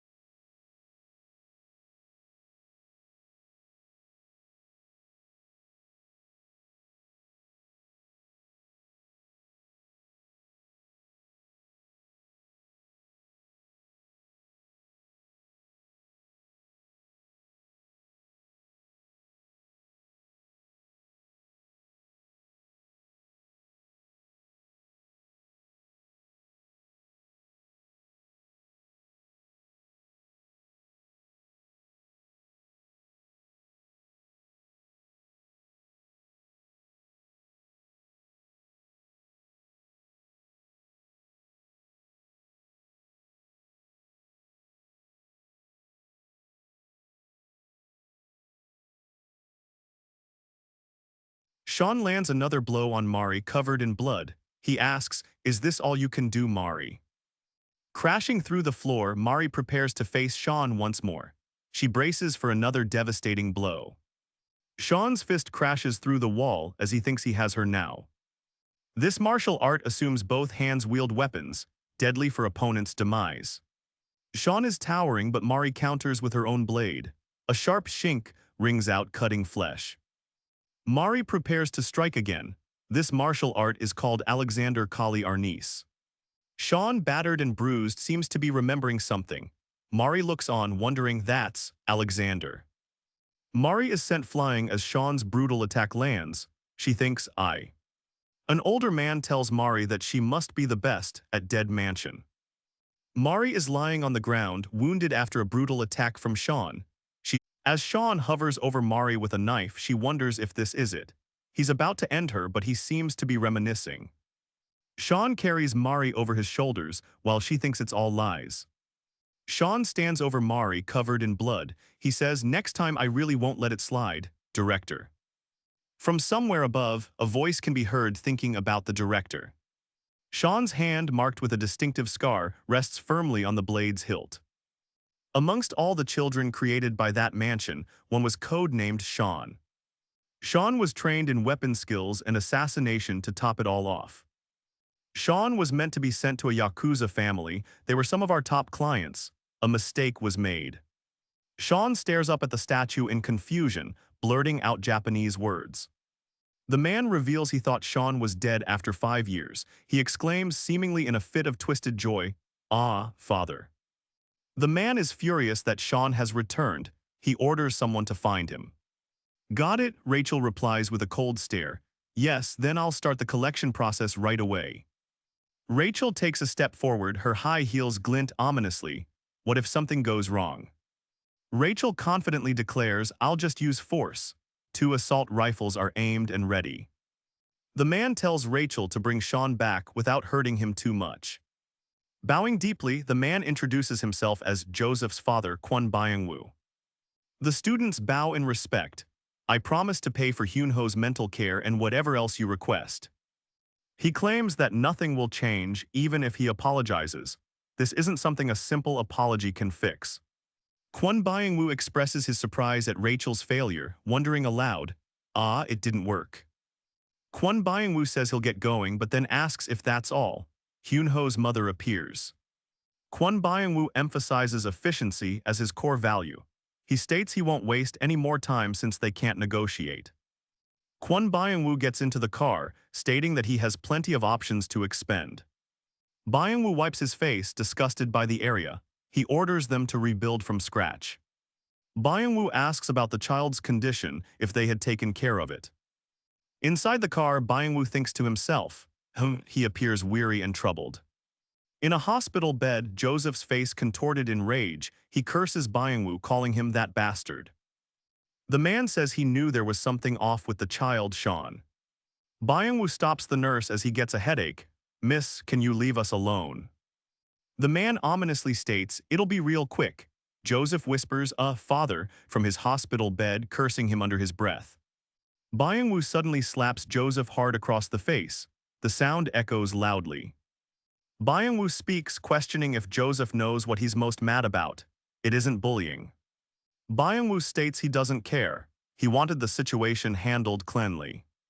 Byung-woo lectures Joseph. The basics of work is to not do the same thing twice. An enraged Joseph is punched again by Byung-woo, accompanied with the statement, "This is how adults handle things." The man orders his lackeys to pick up Joseph. He lays on the floor. Joseph's eyes widen as he is grabbed by the men. "Mister, what are you?" He is quickly silenced with a slap. A bag falls to the floor with a thud. It must have contained something. Joseph is on the floor after being struck. Byung-woo criticizes his planning, recalling when Joseph beat up kids. Byung-woo states that what worked on children doesn't work on adults, like Joseph. Joseph is grabbed roughly by the wrist and dragged to his feet by one of Byung-woo's lackeys. Byung-woo is standing on top of Joseph, crushing him, ordering Joseph to repent. Joseph screams after being struck. It appears he has been knocked unconscious. The sound echoes in the room. Byung-woo states this is how adults deal with things, kid. He walks away. Joseph lands on the ground with a thud. My ass, dumbasses, he yells. He thinks that Joseph's current state is nothing compared to Rachel's punishments. Things have become troublesome. Remembering the rules, Joseph knows he can't use his full strength. He thinks this should be enough. He wonders aloud if the person walking by is Shin, Sean's code name. The figure recognizes Sean. It is you, but why do you look like that? Sean thinks it's gotten even more troublesome. Sean pauses with his fork over his food, thinking about something. He's told not to be polite. The woman presents the food, telling Sean, I'm fine, so eat a lot. The command is clear. Sean eats voraciously, reminded of Hyunho's mother. Someone tells him to drink water. After chugging the drink, Joseph slams the glass onto the table, feeling re-energized. Yes. Sean, full from the meal, says thank you for the food. A woman smiles, glad he is enjoying the food. Sean looks down, troubled by something. Hyunho, is Hyunho doing better? He asks himself. The woman cuts kimbap and assures Sean that Hyunho is doing well.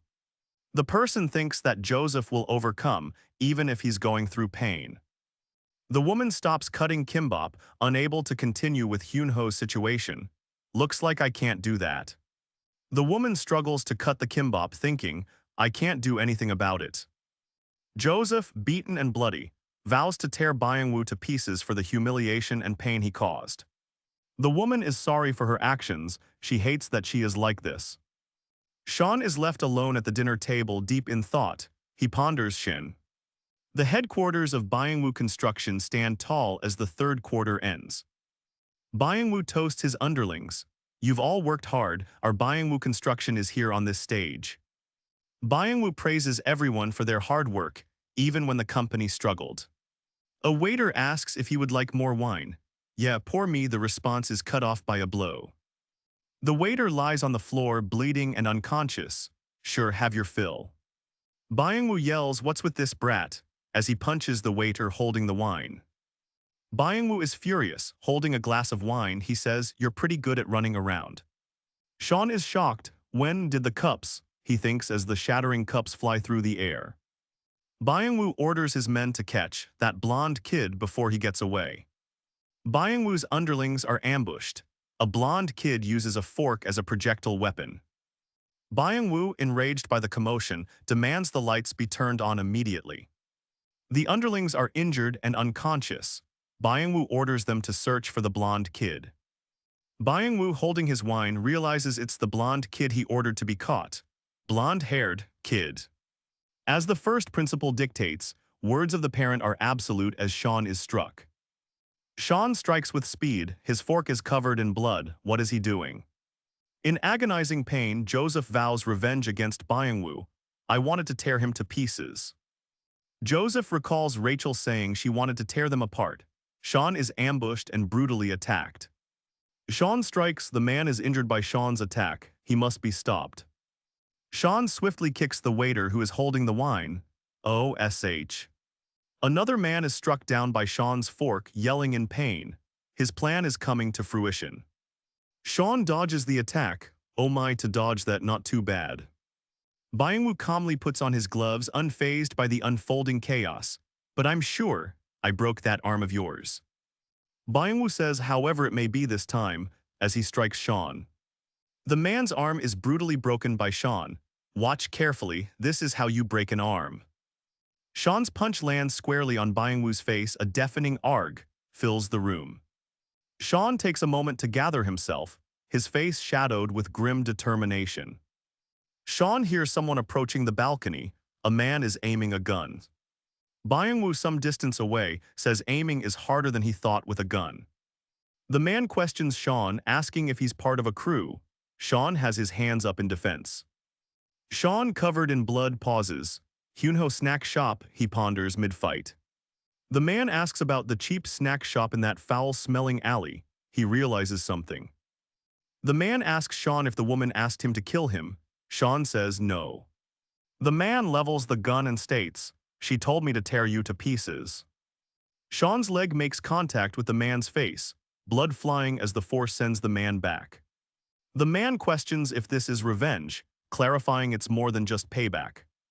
Sean is hit with a brutal punch, remembering the first principle. Byung-woo is struck by the blow. Blood splatters in the air as he is knocked back by Sean's punch. His face contorts in pain. A parent's command is absolute, is said as Sean looks on at the unconscious man on the floor. Byung-woo states efficiency is the most important when working. You can't do the same thing twice. Bleeding on the floor, Byung-woo thinks, I knew it, you and that woman. He vows death on them. Byung-woo questions why Sean is spouting useless things, stating third principle. When there is a possibility of parents being in danger, break through the current situation. Like father, like son, the wine glasses are shattered as Sean makes his way toward Byung-woo. They're just alike, Joseph thinks, staring at Sean with a mix of anger and realization. Joseph yells at the nurse, can't you see, damn it, lying in the hospital bed injured. Joseph, lying in bed, his arm in a cast, states, I guess he's good. Joseph winces in pain, feeling the aftereffects of Byung-woo's brutality. It hurts a lot. Barefoot's headquarters are located in a snowy town in Siberia, Russia. Two armed guards stand outside what is called Bear Cave in snowy Siberia. Inside, a scarred man asks, why are you all here? Beluga Kozlov, a barefoot strategist, asks, you probably aren't here to pray with me, right? Beluga asks if they can tell they are in a serious situation. Vincent, affiliated with the Dead Mansion, Riley informs them that the director is furious with Barefoot's recent actions. Beluga retorts that they take things too far and asks who they're calling cultists. Sasha Denisov, a tactical training instructor for Barefoot, calmly states, it's just a small incident that happened due to the mission. Vincent scoffs at Sasha's comment about the small incident that occurred. Vincent then questions why Barefoot sent Dimitri to handle it. Vincent questions if sending Bare Knuckle was just a coincidence. It is odd, and he suspects there is something else afoot. Bare Knuckle tells Vincent that he's being long-winded with his explanations. Bare Knuckle stares up at Vincent and questions his meaning behind calling him a little man. Bare Knuckle's eye twitches, reacting to Vincent's insinuation. What will he say? Bare Knuckle looks around at all the people. He asks, when did you get here, kids? Bare Knuckle states that they are aware of the child abuse. He hesitates. Bare Knuckle states his opponent wants to fight to the end. He threatens the loser will die. Bare Knuckle is startled by the intrusion.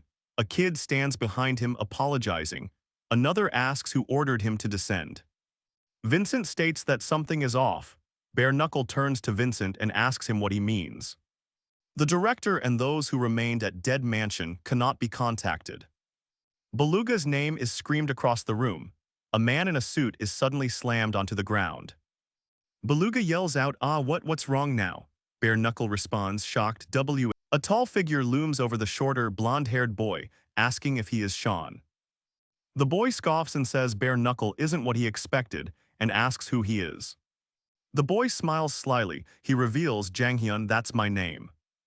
Bare Knuckle smiles, thinking it's the first time Janghyun's heard his name.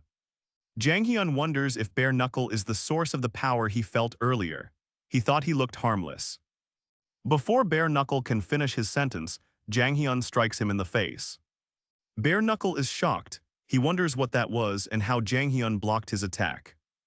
Bare Knuckle declares he was going to end the fight with one hit. Janghyun speaks to Bare Knuckle, inquiring if the rumors of his strength are true. As Bare Knuckle reels from the attack, Janghyun taunts, stating he's not even at his uncle's level. Janghyun's fist connects with Bare Knuckle's face again, so you should just obediently get knocked down. Janghyun kicks Bare Knuckle powerfully through the air, sending him crashing through the building's walls. Bare Knuckle is shocked and dazed after being kicked. He yells, what, uncle? He asks how he can just pop up out of nowhere. Janghyun smirks as he gets up, declaring he's still the legend of the Dead Mansion. Bare Knuckle is hit and sent flying. Janghyun smirks, it doesn't really feel good, you know. Janghyun stares at the broken window. He says in shock, wow, you really threw me out the window. Bare Knuckle falls through the window he was thrown out of. I thought you were good kids. As Bare Knuckle struggles to stand, Janghyun taunts, you guys aren't good at all though. Rachel receives a call. She's informed that something is wrong regarding codename Sean. On the phone, Rachel hears about the massacre. Did Sean exert force against his target? Rachel questions what happened. Her team arrived to find a massacre, but Sean was gone. Rachel is shocked that there are many injured men. How could Sean do this? The call is disturbing. This is unprecedented at Dead Mansion. Rachel's name is called as a door opens. The man on the phone says if Sean broke the rules, something is wrong. Before Rachel can respond, the man on the phone cuts her off. We're changing the objective, Rachel. The man on the phone demands that Sean be investigated. Observe him and see if he used force. Rachel acknowledges the order. The man on the phone offers support if she needs it in Korea. The man on the phone responds, you can ask the White Tiger workforce. At the scene of the massacre, a man asks what to do about barcode. Rachel is silent, processing the new orders. Two men watch her, waiting for instructions. Back at Dead Mansion, an older man comments on modern clothing styles. It seems Sean has been given another task by the boss. There's no way I'm Sean. The voice continues, saying they've already finished a preliminary investigation on Sean. The voice continues, revealing that Sean's parents are just for show. A mysterious voice asks Sean what he's doing here. He responds, claiming he will dig it all up. He seems to be enjoying it. A mysterious voice reflects on Sean's growth, remembering him as their best student. The mysterious voice continues, seemingly observing Rachel.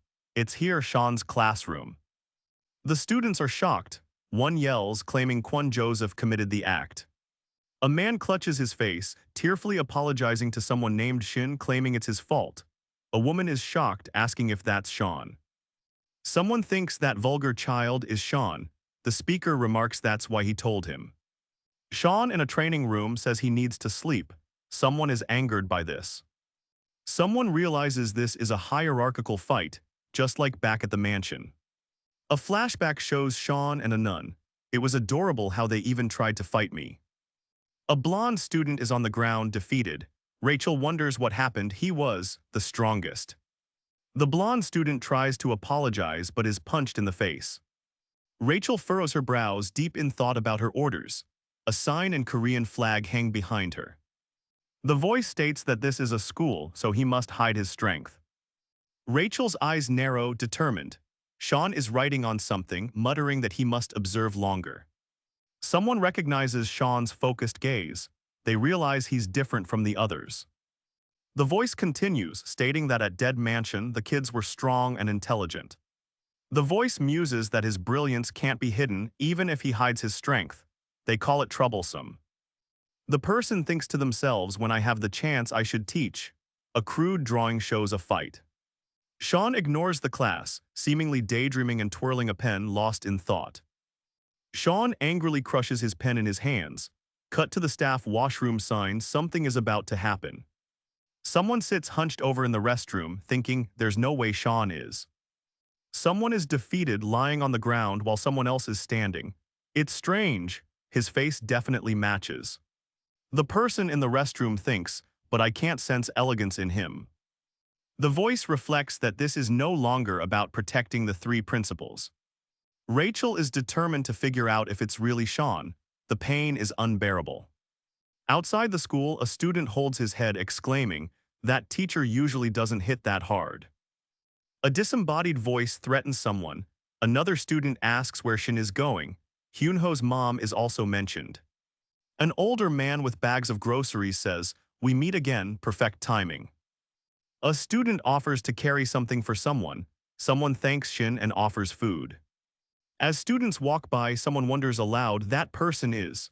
They pass a street food vendor. Sean aggressively shoves food in his mouth. Someone remarks, oh my, eat slowly. Another is excited to see this. The voice mentions hearing about Joseph and an old woman, whose son is in a coma. The disembodied voice criticizes Sean's vulgar eating habits. You're too vulgar. The disembodied voice is closer, finding the food Sean is eating vulgar. He declares that he isn't Sean. Sean eats spicy Korean street food. The girl beside him yells, spicy, as she eats the same. Someone shouts for water. A girl brings water and asks if he can't handle spice. After downing water, someone reflects on the spice, pondering assassination. Someone comments on Sean's eating habits, calling him clumsy. He vows revenge. The disembodied voice reminisces. Now that I think of it, Sean couldn't handle spicy food. The disembodied voice states that Sean is having a rough time in Korea. Someone asks if Shin thinks the food is good. Shin replies that it's of course delicious. The disembodied voice continues to criticize Sean, calling him a brat, asking if he's holding back. Shin suddenly stops eating, sweating. Just don't eat it if you're having a hard time. A student offers to carry the older student's belongings, helping them out. Someone thanks Shin for the help with carrying the boxes and the food. Someone replies yes, of course, seemingly complying with an order. He obeys, commands. It would be impossible for Sean to go against their 3 absolute principles. A student carries a box, but someone realizes who it really must be. Dead Mansion's first principle, the parents' words are absolute. Sean listens to the absolute principles. Shin pays for his purchase. The shop owner says she needs to get change. The disembodied voice considers a test. He attacks Shin with a chop. A fork is stabbed violently. Has someone found a way to test Sean? Shin delivers a chop, but it's blocked by a fork. The disembodied voice says, as expected. The man is startled. Oh, you scared me. He looks at Shin, questioning miss. The shop owner realizes Shin didn't take his change. The tension rises under the sunset. A punch is thrown with a knife. Mansion's third principle for good children. Someone is wielding a stick and says, stop it already. Another says, Rachel. Rachel's eyes gleam with malice as she speaks. So it really was you, Sean. He greets her, long time no see. Still, it's strange, he mutters while fiddling with a chopstick. Sean denies knowing what Rachel is talking about. He thinks he caused a big fuss. She says, well, whatever the case, and then she roundhouse kicks him. Sean is sent flying by the kick. He lands hard, groaning in pain from Rachel's With Sean on the ground, a disembodied voice ominously states, there are many clients waiting for you. Sean is remembering something. Go back, he thinks, back, huh. His memories drift back to a time when he was surrounded by dead bodies. To that time, Park Shin. Sean is shocked, thinking to himself, that memory just now, what was that? Someone off-screen demands, what did you say, Sean? Sean lies on the ground. Sean is struck directly in the face by the kick, and he yells in pain.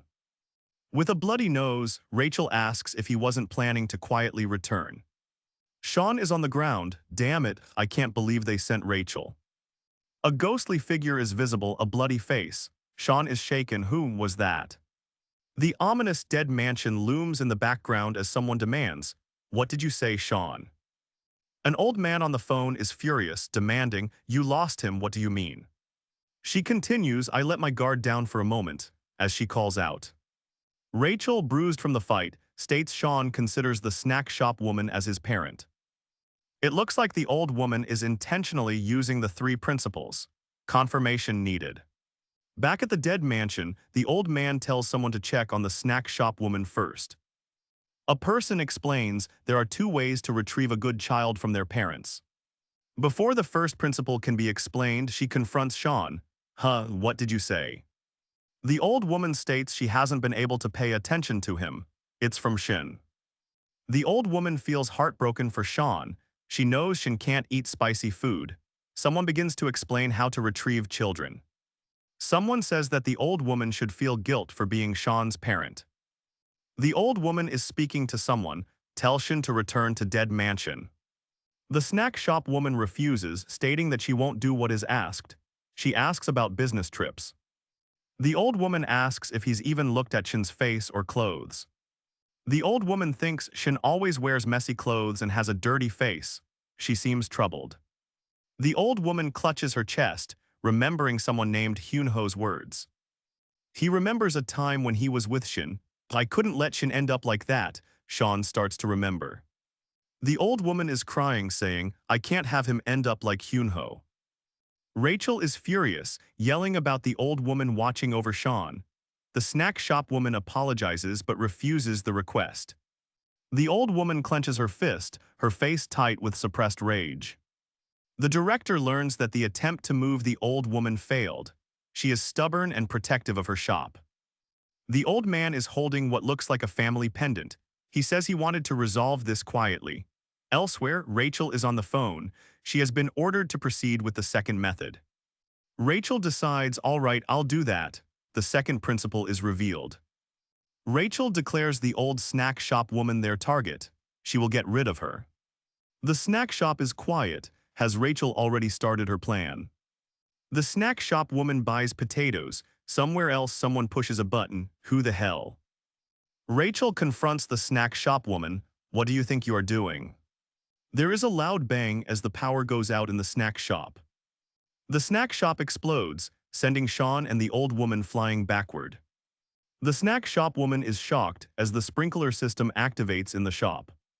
Rachel says you cannot become Sean's parent. Seeming to make a threat, she declares, I will not. Rachel yells to allow it, firing a gunshot at the sprinkler system. Above the explosion, a face appears. Rachel calls out to him with a chilling grin, Sean. Sean stands amidst the destruction, a frying pan in his hand. I saw this in a game, did it actually work? Rachel says bombs and guns are excessive, telling Sean to not interfere. As the snack shop burns, Rachel vows to free him. Sean prepares to intercept the kick, determined to protect her, yelling, I can't let that happen. As the snack shop falls apart around him, Rachel fires her gun, muttering. Above them it declares, the third principle, Sean's protecting his parent. Rachel declares she had wished to take Sean back unharmed. She lunges at him with a knife. Rachel stands amidst the debris with a pool of blood behind her feet. She proclaims that Sean will not leave unharmed. Rachel attacks Sean with a ketchup bottle. He is knocked back by the force of the blow. Sean is struck by a kick again, sent flying from the force of Rachel's attack. Rachel questions if Sean really thinks he can defeat her, after all she taught him. As Sean is sent flying, a voice booms, fighting should be a means. Rachel stands over a downed Sean, knife in hand. Tell me, what's the purpose of this fight? The old woman is caught in the blast, water pouring down on her. Sean cries out, Mom, what's going on? Someone asks amidst the chaos. Amidst the destruction, a child cries out for their mother, unable to see. The old woman asks if they're hurt. A child cries out for help, desperately searching for their mother amidst the chaos. Rachel, standing over him, prepares to stab Sean with a knife on the ground. Sean grits his teeth, ready for a fight. Rachel asks what the point of the fight is. Rachel's question hangs in the air. Sean's eyes blaze with a dangerous intensity as he prepares to fight. Sean launches himself at the man, fist flying. The man intercepts the blow, a blade glinting in his hand. The man questions Sean's intentions. His crimson eyes gleam, a dark resolve hardening in his expression. That's right. The man tells Sean he has a plan to free him. Sean wonders if it's true. The masked man lectures Sean, noting his mistake. Oh, you shouldn't be distracted in the middle of a fight.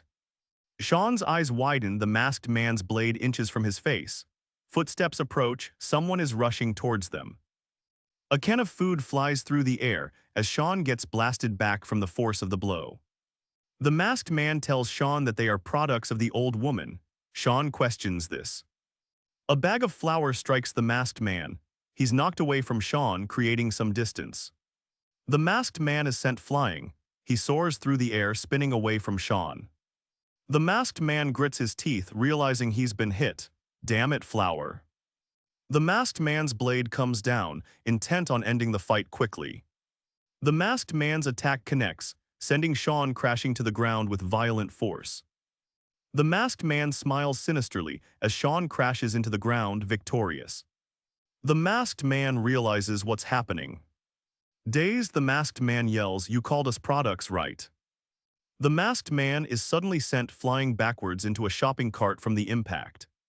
Rachel struggles to comprehend the scene, her expression twisted in confusion. But what? As the masked man flies away, and speaking of products, Rachel is suddenly sent flying into a shopping cart.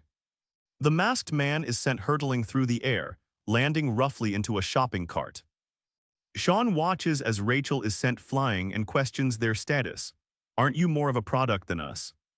Sean stands, his elderly helper behind him, as Rachel screams from the shopping cart. The elderly helper protects Sean from the masked man. She asks if he's okay.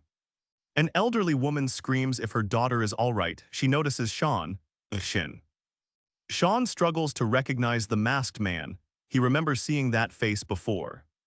He's the legend of the dead mansion. Sean is Rachel, defeated by Sean. Flashback to a time where a child is found without his mother. Someone asks for his parents' phone number. A flashback shows a young Sean, tears streaming down his face. "Miss, please help look for my mom." He plans to exploit Shin's mom. "First, I'll use her motherly instinct to get close." The masked man comforts a crying Sean. "Come on, kid, there's no need to cry." The masked man looms over Sean. "Did you not learn that dumb kids will be hated?" The masked man holds Sean, his fingers posed like a gun to his head. "Stay still." The masked man is confused by Sean's words. He questions why the kid is even involved in these types of situations. The masked man picks up Sean. Sean wonders if anyone heard the commotion. The masked man holds Sean. Yes, he must have been pretty tired. The masked man sees Sean has a phone. "I'll try calling someone." The camera pans upwards, showing the imposing dead mansion under a gloomy sky. The masked man is startled awake. He questions who is interrupting his sleep so early in the morning. A mysterious figure is shirtless and wearing a robe. "I told them not to call the direct line." "Yes." Elsewhere, the masked man calls, "Hello, director." The masked man hears the voice on the other end of the line. Sean remembers that voice. On the phone, the director mocks their efforts. "Did you think you could catch me?" On the phone, someone mentions Rachel and Eugene. The director is offended by their failure. The director questions if Sean is planning to fight the dead mansion. "I thought you'd run away." A voice echoes from the snack shop. It mentions ignoring rules to protect parents. Following the third principle, the masked man vows to break through the situation. The director admires his prized possession. "The present you have blessed me with is beautiful." The masked man, kneeling, proposes a deal to Sean regarding Eugene and the old woman. The director tells someone on the phone to tell Rachel to come herself after an hour. The director says, "Let's reunite soon, my treasure." He pats a sleeping child on the head. The masked man orders him to wake up and sit down. He took the knife. He glares at the unappetizing food.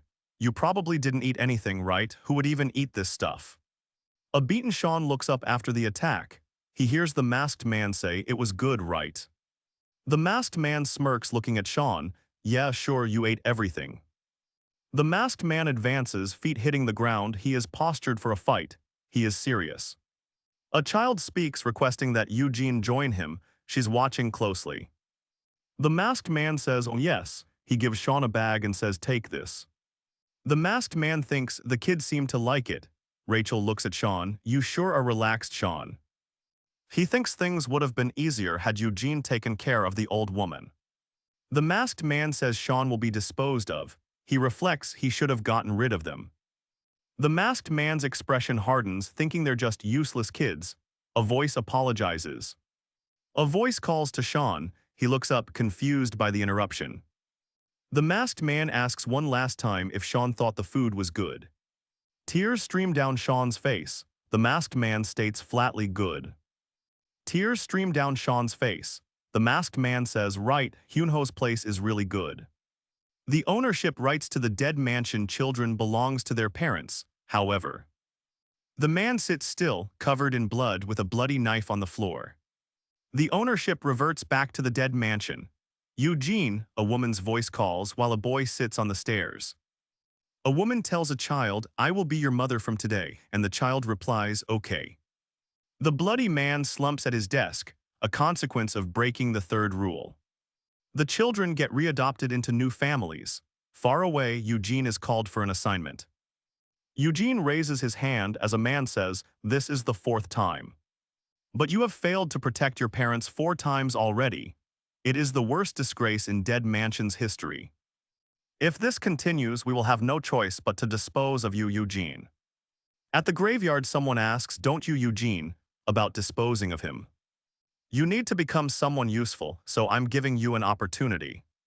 An order comes down from above. Eugene must go to Korea and help Rachel retrieve Sean. "Prove your value or you'll be disposed of, Eugene." The words hang heavy in the air. Clutching the hand of an adult, Eugene thinks, I'm useless. He desperately needs to prove his worth. Rachel ponders if this is her chance, while another apologizes deeply. A figure lies injured as someone off-screen calls out, Oi kid, I'll ask you one last time. I'll give you one last chance, Eugene, a voice says ominously. Kill Sean's parent, it's that old woman. Staring at the man, Eugene hesitates. It was, he stutters, unsure of his task. Tears streaming down his face, Eugene thinks to himself, I will kill Sean's parent. The panel reads, so I have to take that kid back, about Sean. Rachel realizes Sean still sees her as a threat, so the third principle applies. Didn't we agree to a deal, Sean? You hand Eugene over to us. Rachel places a comforting hand on Eugene's shoulder, but he sheds tears. The man responds, yes, but the kid just said it, didn't he? He said it was delicious. He's our regular for some time now, so I can't help it, she says. Go ahead, Eugene. This is your last chance, then the deal is off and I'll go after the old woman again. Sean, do you understand? Rachel's threat hangs in the air. I'll just best you up over and over again. Sean listens intently to the conversation. Rachel glares, contemplating her next move.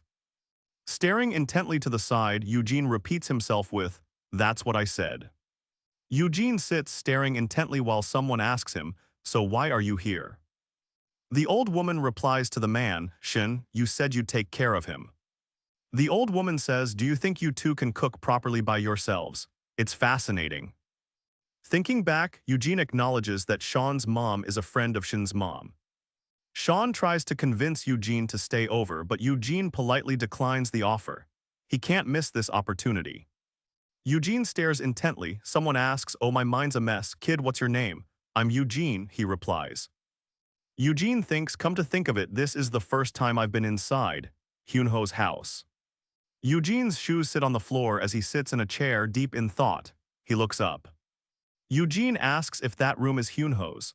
The old woman confirms, curious as to why Eugene is asking. Eugene pauses at the doorway, asking hesitantly, can I go in? Before entering the room. It's a common room like one from a movie, a desk, a bed, and all the usual things. The panel focuses on a picture frame showing a happy family, Sean's family. Eugene looks at the picture on his phone, Hyunho, who had the normal family. The panel says Hyunho should be in this room. It looks like a study. Eugene remembers he could have been happy spending ordinary and normal times. Looking at the picture, Eugene thinks, I shouldn't have just stood by. Later, he expresses, thank you for the meal, Auntie. Eugene says that the omelet was the best food he's ever had. The old woman says, sure, what do you want to know? Besides your son, do you have other family, like your husband? The old woman ponders, Hyunho's father was. Smiling sadly, she declares, the heavens must have really needed him. The old woman says, yes, that's a lovely way to put it, clasping her hands. The old woman questions Eugene's statement with a surprised, what? Before a voice proclaims Eugene to be a weak loser. Tears well in the old woman's eyes as she asks, what are you talking about? He stares at the empty plate, remembering, if you don't prove it, you're just a hindrance. He clenches his fist, a family like that. The old woman seems to disagree as Eugene yells, that's not what a family is. Eugene remembers the warm meal and the old woman. He wonders, then what is it? A family is. Eugene recalls a loving family. Someone asks if he finished eating. Eugene asks if they can sleep in the living room. The old woman stares, surprised as the man grabs Eugene and starts leaving. Discovering a sofa, the man claims it. The old woman bluntly tells Eugene to sleep on the floor. No. Eugene is determined. He knows what he has to do to prove his worth. The man complains, lying down, feeling betrayed as he has to sleep on the floor. Eugene approaches the door and pauses, thinking. He wonders what's inside. Eugene peeks from behind the door, a strange look on his face. Something is strange. Eugene is perplexed. That old woman is strange, he thinks, looking at a picture of the old woman holding him. She calls such a useless kid her family. Eugene reflects that he hasn't proven anything yet. To survive, he must be useful or he will be killed. That's not what a family is like, Eugene. He wonders what a family truly means. A gun is raised, pointing at the back of a man's head. I have to be a family member. Eugene points a gun forward, ready to fulfill his mission. He thinks that someone needs. Eugene's hand grips the door handle, ready to carry out his task. Eugene grits his teeth, raising the gun. I have to be a family member someone needs. Eugene stares down the barrel of the gun, ready to fire. A hand reaches for the doorknob. Eugene turns the knob as the thought bubble says, "Was this?" A voice says, "Your decision in the end." Eugene hears the noise and asks, "Kid?" Eugene points the gun at the kid, stating, "I'm just fulfilling my mission." Eugene is serious, pointing the gun at the kid and saying, "So please don't resist." A shot rings out, but Eugene is shocked. Why didn't the bullet? The kid states, "You got that gun from Rachel earlier, right? I emptied the magazine while you were sleeping." The kid continues, stating Eugene should have noticed the empty magazine. The kid taunts Eugene for being an amateur.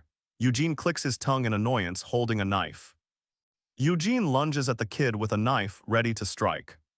The kid expertly dodges Eugene's attack. The blade misses by a hair. The door slams shut as the kid makes his escape. Eugene is left alone, frustrated by the kid's trick. The kid smirks, seeing Eugene trip over the bed after the failed knife attack. Eugene crashes to the floor, his knife skittering across the room. He is defeated. Eugene yells for the kid to calm down, putting a finger to his lips to shush him. Enraged, Eugene yells, "That brat," as he leaps forward to attack the kid. Eugene's head crashes into the floor. The kid trips him with the fallen tie. The kid grins, using the tie as a tripping hazard while holding a knife. Sean recovers, using the tie to trip Eugene. He's crouched on the ground, knife in hand, thinking of Sean. Sean says, "Wow, that's a scary look you got there." He dodges the attack. Sean jumps to kick Eugene, attempting a surprise attack to finish him. Sean punches Eugene as the sound reverberates. Eugene seems to have been hit. Sean pins Eugene down, holding the tie tight. "What is it, Sean?" Eugene asks. Sean demands, "Are you going easy on me? Fight me properly." Sean prepares to punch Eugene again. He thinks, "Sure, why not?" He follows through. Sean overpowers Eugene. He slams Eugene into the hard floor. Sean continues his assault. He stomps on Eugene's face, putting his full weight behind the final blow. Sean avoids Eugene's attack and prepares to strike back with a powerful kick. Eugene is pinned. Sean holds a knife to his throat. "Oh no, you shouldn't make noise," Sean demands. He gets up. Sean holds the tie tightly around Eugene's neck. "We haven't even started yet." Sean holds the tie, pulling Eugene up. "Get up, kid, your attacks are too obvious," again. A man shouts, "What are you two doing?" as he holds up a photo of Sean. Another man walks in, asking if they are fighting. Sean sees it as an opening. Sean stares intensely, ready to strike. He grits his teeth and says, "Enough." The man smiles and says, "We're not fighting, this is morning workout." Sean responds that this is a trick. Eugene thinks he can't win. He lacks the confidence to kill Shin's mom in front of Sean. Someone asks about Sean, and the response is that they are just playing with him. Eugene thinks directly fighting Sean is impossible. The man jokes about Sean's abilities. Sean says, "Don't make fun of your brother too much." Sean remembers being called family. He is surrounded by people. Sean is seen hugging an elderly woman. "Family, am I a part?" A hand pats Sean on the head gently. Sean is seen with his mom and Hyunho. A shadow moves outside the room. Has Sean been tricked and isolated? Someone rings the doorbell, wondering who it is at this hour. Is anyone home? Sean confronts Shin's mom, who looks shocked. "Who are you?" Shin's mom asks. At the door, a girl states, "Hello, ma'am, I'm Eugene's sister, Mary." Mary smiles warmly at Shin's mom and seems harmless. What does she want? Mary greets Shin's mom, thanking her for taking care of Eugene last night. Sean calls for his mom, wondering who's at the door. Sean is surprised and asks, "You are Eugene's sister, really?" He looks suspicious. Sean thinks, so he had a sister, why did she come here? Mary says that was the promise, right? Who ordered a kid to kill? Mary states that what happened was Rachel's orders, so Sean shouldn't worry. She wants the knife gone. Mary smiles slyly, complimenting Sean's perception as she stands by Shin's mom. Mary tells Shin's mom if Sean cooperates, nothing will happen. Sean replies sarcastically. Sean's face changes as he yells, "Sister, why did you only come now?" The siblings hug, but Sean suspects Mary's arrival is more than a friendly visit. Mary hugs Sean tightly, but warns Eugene he might truly be discarded now. Shin's mom says Mary and Eugene have pretty names. Sean looks down and says, "Hey kid." Mary stares menacingly at Sean. "What are you saying? You ruined my plan," she adds. Mary confronts Sean with, "I was looking for an opportunity to win over this family." Mary states that excuses are absurd, that Sean is the dead mansion's legend. Someone states that Sean is strong, and someone else agrees, especially Sean's face. Sean asks his mom to go inside, stating he wants to talk with them. Mary smiles, reassuring Eugene that there's another mission for him. They should withdraw. Sean reaches out and grabs Mary's hand. He says, "Okay." The two adults standing behind Shin watch as Mary waves goodbye, stating, "Then until next time, Shin."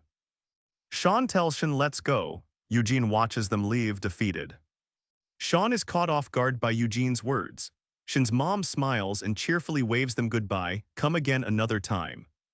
Sean, face contorted in anger, promises to make Eugene into an omelet. Sean makes a decision. "Yes, I will." He takes Shin's hand as they walk down the hallway. Shin says, "If you bring Eugene over again, I'll make something delicious too." Eugene is determined, vowing, "I'll make sure to bring him over again." Sean approaches the school gate with Shin as they head to school. Someone apologizes to a woman, then states they will discuss the perpetrators and their punishment. After some delay, the man announces the perpetrators will be suspended, and their parents will pay compensation. A man hands Shin's mom a file. "I see." She wonders if she should look. Shin's mom stares at a picture. "This picture, why is it here?" The massive dead mansion looms. A character questions, "How did this happen?" Rachel is summoned. The director is waiting. She says, "I apologize, director." The director, sitting barefoot in a chair, states, "I ordered Eugene to kill that old woman, but..." The director scoffs at Eugene's failure, deeming him a useless child. "That isn't what I'm asking about, Rachel." The director seems annoyed at Rachel's news. He continues, voice firm, "I told you." Rachel is on the phone, surprised by the director's recent revelation. "That's..." The director glares, adorned in rings, questioning Rachel's failure to follow orders.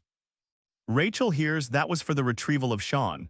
I place great importance on promises." The director looks unhinged, speaking of faith and trust. His eyes gleam menacingly. The director states everything is heresy. He claims he had no choice due to children lacking faith. Try to remember, Rachel. What consequences will come from uncontrolled events from the past? The director finishes his prayer, but then questions the retrieval of Sean. The director gets a text, "Are you really going to give up like this?" Mary has already started the operation. A blurry image appears on someone's phone. At the school, Joseph is slammed against the glass. His classmates are confused by the sudden assault. Joseph is confused about his classmates and thinks he's missed an exam. Joseph is surprised by the men grabbing him. "Hey Parkshin, is this for real?" he questions. Someone is looking at their phone with an image of Joseph being carried away. He scoffs at the low-quality image of Joseph. He asks, "Where did you get something like this?" His classmates apologize to Shin, bowing their heads. Joseph is confused. Someone is questioning Shin, "Is it true you beat up Joseph?" He asks, "My underling." Someone is furious, looking at an image on his phone of Joseph getting carried away. The men respond, agitated by the commotion. "Hey, what the F asterisk CK, isn't this going too far?" Shin questions what's happening as the men force Joseph away from the confused class. Joseph is carried away, objecting, "That's not it, I didn't do anything like that." Someone grabs Hyunho, he's nervous. Hyunho is, "It's not true." The men escorting Joseph remark, "Wow Shin, you're really cool." A student then exclaims, "Ah hey, my seat." One of the men shouts, enraged by Shin's actions, "What the F asterisk CK did you say?" The assailant lands a brutal blow. "Ha, I really tried to hide it, but..." A student is grabbed. Someone asks, "Don't you know about him, Sumjin?" Another student is grabbed. The situation seems to be escalating rapidly in the school. Where is this going? One of the men asks if they smoke, the other says he doesn't. They remark on Shin's behavior. Someone comments, well, they say birds of a feather flock together. Outside, a man walks down the street. The questioner confirms that the image of Joseph was sent in a group chat. Someone is texting about Joseph's abduction. The messages include "that's awesome" and LMAO. But after that, someone says, did those dead mansion guys do this secretly? The men drag the student away. He thinks, I wanted a quiet life here. The student claims he wants to graduate quietly, not dealing with kids. The man smiles thinking, I'm already living in a world of adults. The men behind Shin claim they're his. The speaker questions them, crew. Two men reassure Shin to tell them what to do next. A person stands behind them. The principal sees the commotion and quietly says Shin, concerned by what he's witnessing outside his office. The man cries out in disbelief, claiming a misunderstanding, urging the woman to look at another picture. He's told that Joseph is famous with other children. He adds, Joseph has a friend. The older man declares, I think this kid, Shin, is the ringleader. Someone claims there's no way that's true, then mentions that Shin's parents are hard to reach. The principal observes the chaos unfolding. He thinks Joseph lacks home training. The principal is speaking. He addresses someone formally. So, ma'am, don't trust this child too much. The man walks down the stairs. He wonders if this will calm the rumors. Shin smirks with his new accomplices. They are more naive than I thought. They believed me so easily, isn't that right? Someone has grabbed Mary and asks, your name is Mary, right? Mary thinks, oh my, I thought I was well hidden. Someone says that even though Mary is hidden, he can smell coffee on her. Someone is close to Shin. They state that it smells like Hyunho's house. Mary smiles, wow, you managed to catch a whiff of someone's smell so fast. She seems uncomfortable. Someone states that Shin seems to be enjoying the situation. He thinks he should be dealing with people who aren't kids. The girl is quiet. Shin smugly grins, so what did you think? Nearby, Hyunho clutches his bag, saying, I wasn't enjoying it at all. She clarifies, no, not that. I mean the cold and harsh gazes of the children. The assailant speaks with contempt, adding insult to injury. Did you like it? Shin, seeing the image of Joseph's legs, asks Sean, did you create it? Someone comments on the Joseph image quality, well made. I was amazed how bad it was. Sean is shot and shouts, asking if they will bring him back. Mary smiles. The attacker lunges with a blade. He thinks it's a joke. If it was the real Sean, he'd die. In a deserted alleyway, an unsuspecting figure walks forward, unaware of the impending danger. The student Mary grabbed stands frozen in fear. Another student is approaching the scene. He's struck in the head with some object. The attack is sudden and violent. Someone attacks Sean. The weapon makes a solid impact. It is clear this assailant is not to be trifled with. The masked man is stabbed with a blade. The attacker is confident in the kill. A blade slashes wildly. Has Sean been struck by a fatal blow? The masked man taunts his attacker, demanding, is that all you got? Then he wonders if Dead Mansion is actually finished. Someone slams Sean to the ground. You didn't expect something like this, did you? He asks. A girl smirks dismissively. The girl being restrained replies, of course not. The student Mary grabbed is being confronted. He yells, Shin, what are you doing right now? He looms over the grabbed student. Just what are you doing, Park Shin? He questions Shin's motives. The student continues, stating, you're supposed to be Hyunho's friend. Standing over her, Shin clenches his fist and asks, did you really do that to my Hyunho?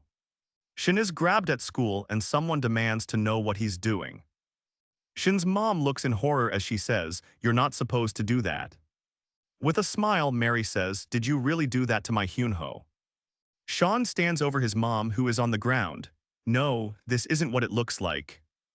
Grabbing Shin's mom, Sean desperately yells out for his auntie, down the street for some unknown assistance.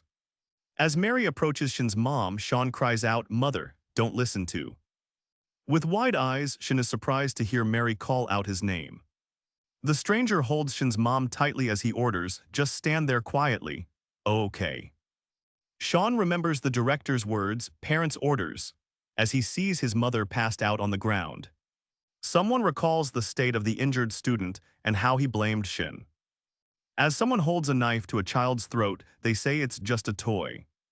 Sweat drips down the director's face as he says, "You shouldn't trust this kid too much." Someone says that he was going to ask what happened, but was assaulted. Mary says there is a way to deal with her without touching her.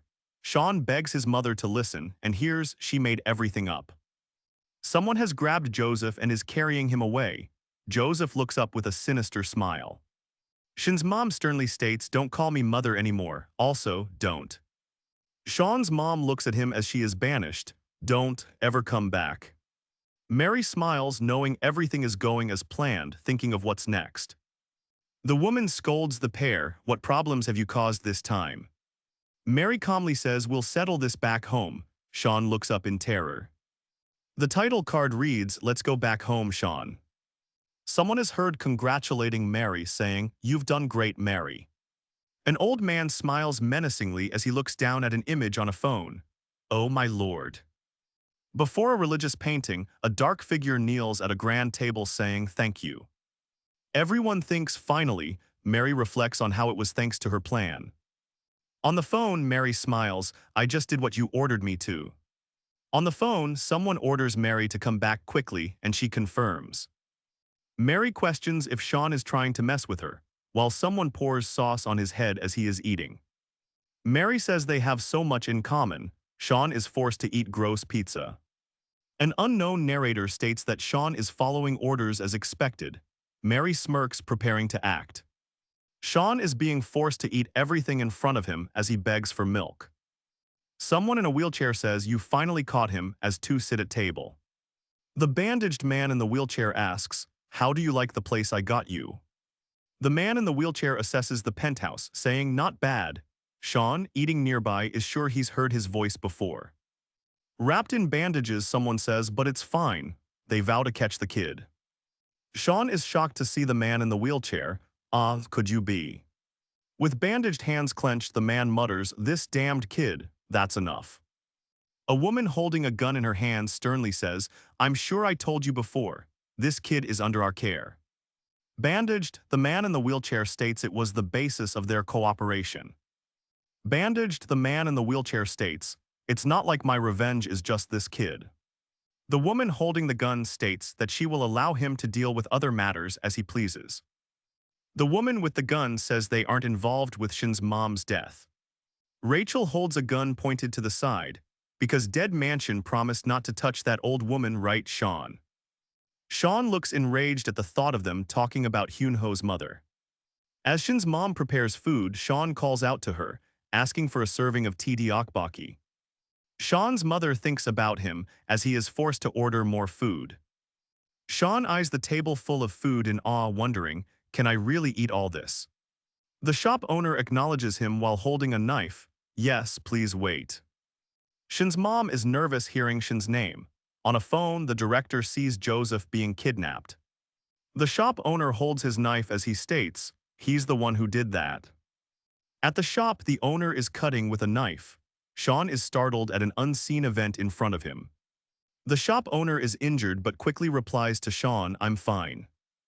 Despite the pain, he grits his teeth. "It's fine, it'll stop bleeding soon." The shop owner grabs the knife and states, "Then that's good." Wrapped in bandages, someone states, "Don't worry about the aftermath."